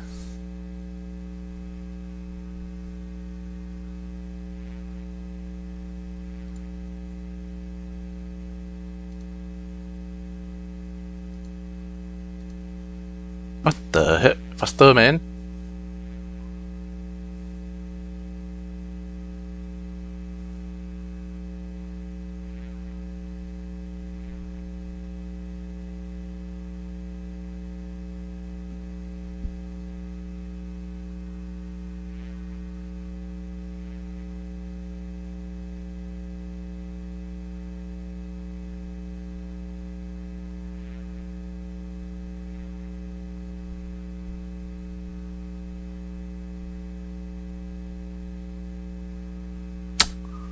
The fuck?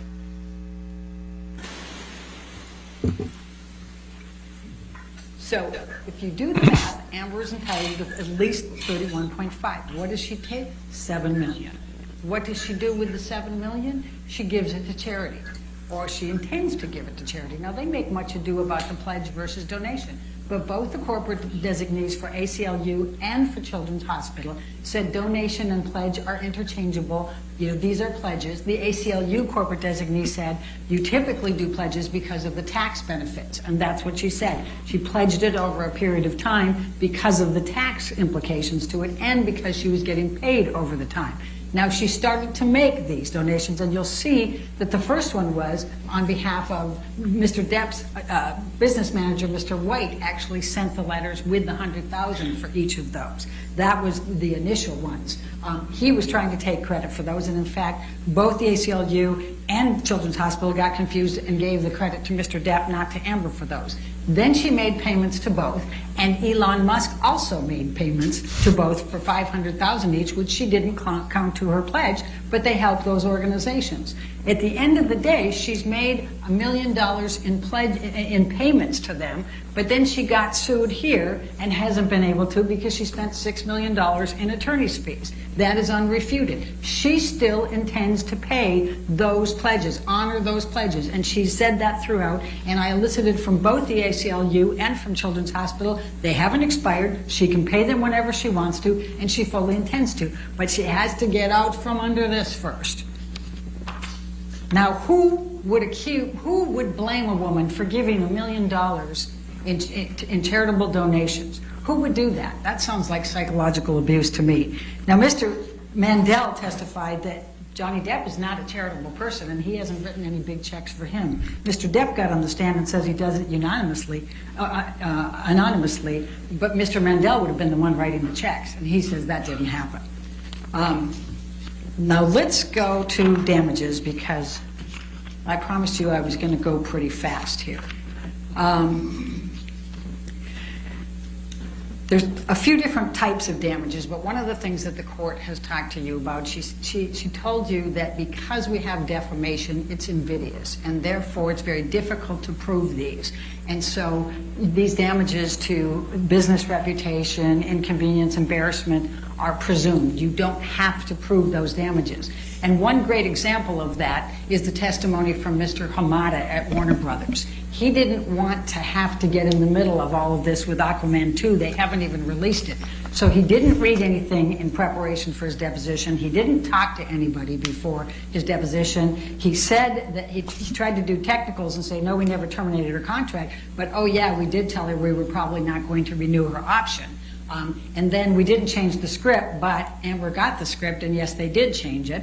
Then he said, no, we never negotiate salaries, but oh yeah, we did renegotiate Jason Momoa's and Gal Gadot's. So he just doesn't want to admit to any of these things. But what came out in Hamada's deposition, and I hope you were listening carefully to this, was the email from James Wan, the director, and Jason Momoa, her co-star, who said they guarantee if they are in the film, she is going to be Mara in the film. Why would they do that unless they thought Warner Brothers was being unfair to her? And why did she get almost knocked out of it? Because of the defamatory statements. When they came out, they took on a life of their own. Ron Schnell the young Sheldon, I call him the Doogie Howser, our expert on IT, took you through and tracked how they tracked the defamatory statements, the language from the defamatory statements, how that went through the social media and the negative social media. And it kept going and kept going. And he tracked all the way until a few months ago over 2.36 million negative tweets, negative Instagrams, negative social media's comments about Amber that relate specifically to the information that was in those 3 defamatory statements. It took on a life of its own. They started to get Amber fired from Aquaman 2. They have continued to this day. They have followed her everywhere. Everybody has stopped wanting her. L'Oreal won't use her, even though they've kept her on from that time. She lost 3 different opportunities that were being discussed with her. The most significant part of that, though, is that Aquaman was the biggest blockbuster ever for DC Films. It was the biggest. It was over $1 billion. This was her opportunity for her star. Even the experts from Mr. Depp admitted this was her blockbuster. This was her mega. But what happened instead? As she's going through, as it's coming out, and in that 16 months they were going, well, nothing happened. Yeah, lots happened. She had 3 different films she was discussing. She got the L'Oreal contract. She got The Stand. All of those things were happening because of Aquaman. And then everything shut down. She wasn't allowed to do publicity for The Stand. She wasn't allowed to, she hasn't been allowed to do anything for L'Oreal. She got shut down from her charitable organizations. She ended up not getting the Amazon movie. And then they gave her a hard time about Aquaman 2. And instead of the career trajectory of the other comparators, who all went way up, and by the way, all the experts admit that career trajectory went well for all the rest of them, and she's the only one that didn't have it. And the reason is because of the defamatory statements. So you have some very good information to help you on ascertaining those damages. Now, Jessica Kovacevic, and I don't know if you remember her, but she was her agent. She said, everybody just stop talking. The producers don't want her, the directors don't want her, nobody wants her. We just can't get the traction, and we should have been able to get the traction, and they say it's because of those statements. So Catherine Arnold gave you some good estimates on this, and she gave you a very good basis for it. And she didn't use Jason Momoa's or Gal Gadot's or the others. She used Amber's, but used those comparators to show that they got big movies, that they got commercial opportunities, that they got these TV opportunities. But she used the base that Amber had. So she used the $4 million from the Aquaman, that would be 3. She used the stands, how much they got paid per movie. And what she estimated on those, and she went through those details, is that if you took that for the last 2 years and projected into the next 3 to 4, that it's between $47 and $50 million that she could have had, instead of her star being completely extinguished. And that's what's happened to her. The emotional distress damages are even more extreme here. And that is, Don Hughes testified extensively about the PTSD and what she goes through. And every time she's called a liar, every time these hoax things come up, everything, it causes her to relive all of it. She talks about the panic attacks, the nervousness, the intrusive thoughts, the nightmares, all of the sweat, the anxiety that goes through all of this.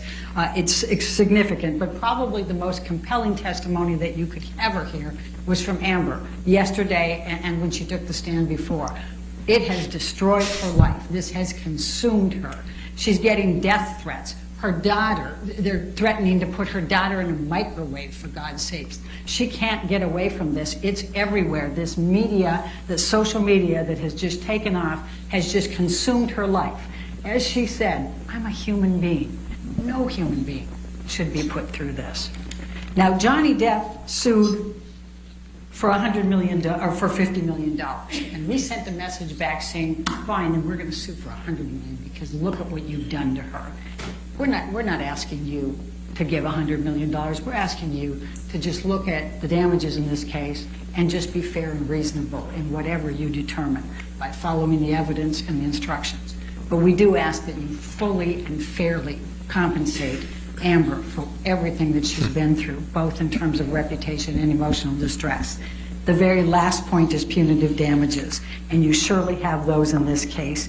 We've asked for $350,000 for the punitive damages, and we would ask that you award that. Thank you very much. Great, thank you. Finally. All right, ladies and gentlemen, what I'm going to do, we still have rebuttal closing arguments, but I can guarantee you that the rebuttal closing arguments will be done combined within 45 minutes. But what I want to do is go ahead and let you have your lunch. And then after lunch, we'll come back in the courtroom, have the rebuttal closing arguments, and then we'll submit the case to you, okay? All right, so go ahead and have your lunch. Do not discuss the case with each other, and do not do any outside research, okay?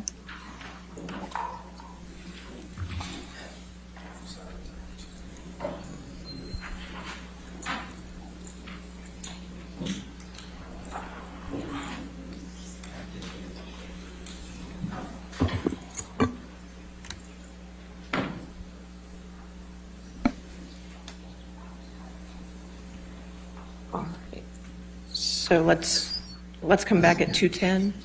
And just for the record, plaintiffs have 39 minutes left for rebuttal. Defendants have 6 minutes. Okay?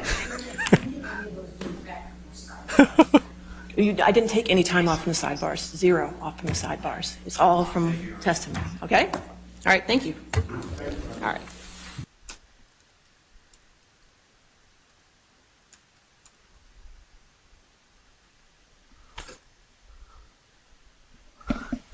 Oh.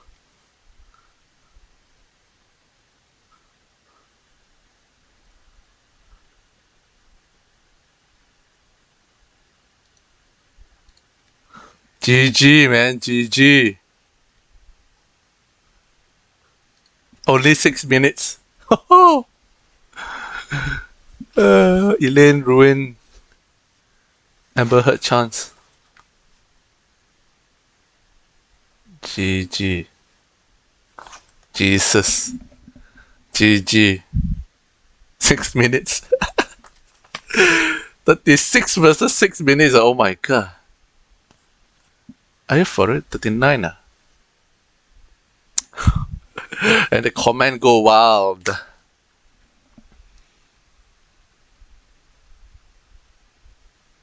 Jesus. 6 minutes.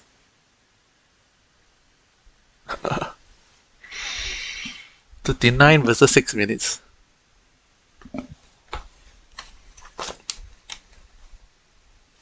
Thank you, Elaine. More than just physical. He talked about the words and emotional abuse and not wanting her to go forward with her career, and that's another.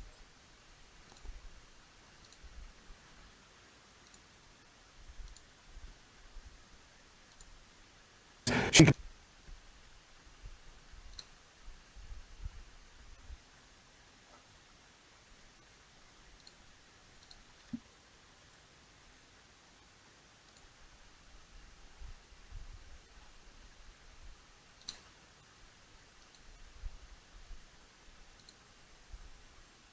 extensively about significant, but to give 100. What I'm going to do, we still have rebuttal closing arguments, but I can guarantee you that the rebuttal closing arguments will be done combined within 45 minutes. But what I want to do is go ahead and let you have your lunch. And then after lunch, we'll come back in the courtroom, have the rebuttal closing arguments, and then we'll submit the case to you, okay? All right, so go ahead and have your lunch. Do not discuss the case with each other, and do not do any outside research, okay? Case, we've asked for 300 Within 45 minutes. But that you award that. Thank you very much. Great, thank you. All right, ladies and gentlemen, what I'm going to do, we still have rebuttal closing arguments, but I can guarantee you that the rebuttal closing arguments will be done combined within 45 minutes. But what I want to do is go ahead and let you have your lunch. And then after lunch, we'll come back in the courtroom, have the rebuttal closing arguments, and then we'll submit the case to you, okay? All right, so go ahead and have your lunch. Do not discuss the case with each other, and do not do any outside research, okay?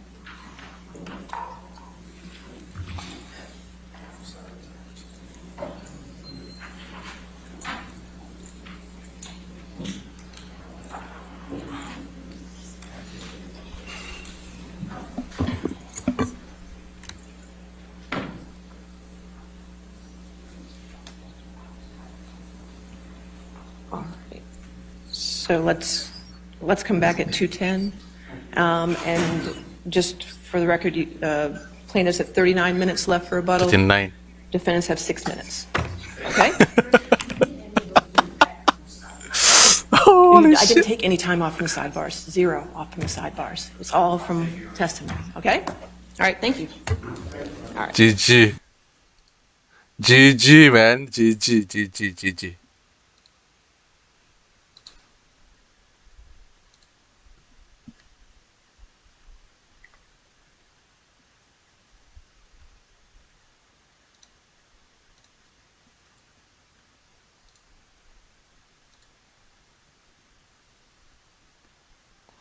GG.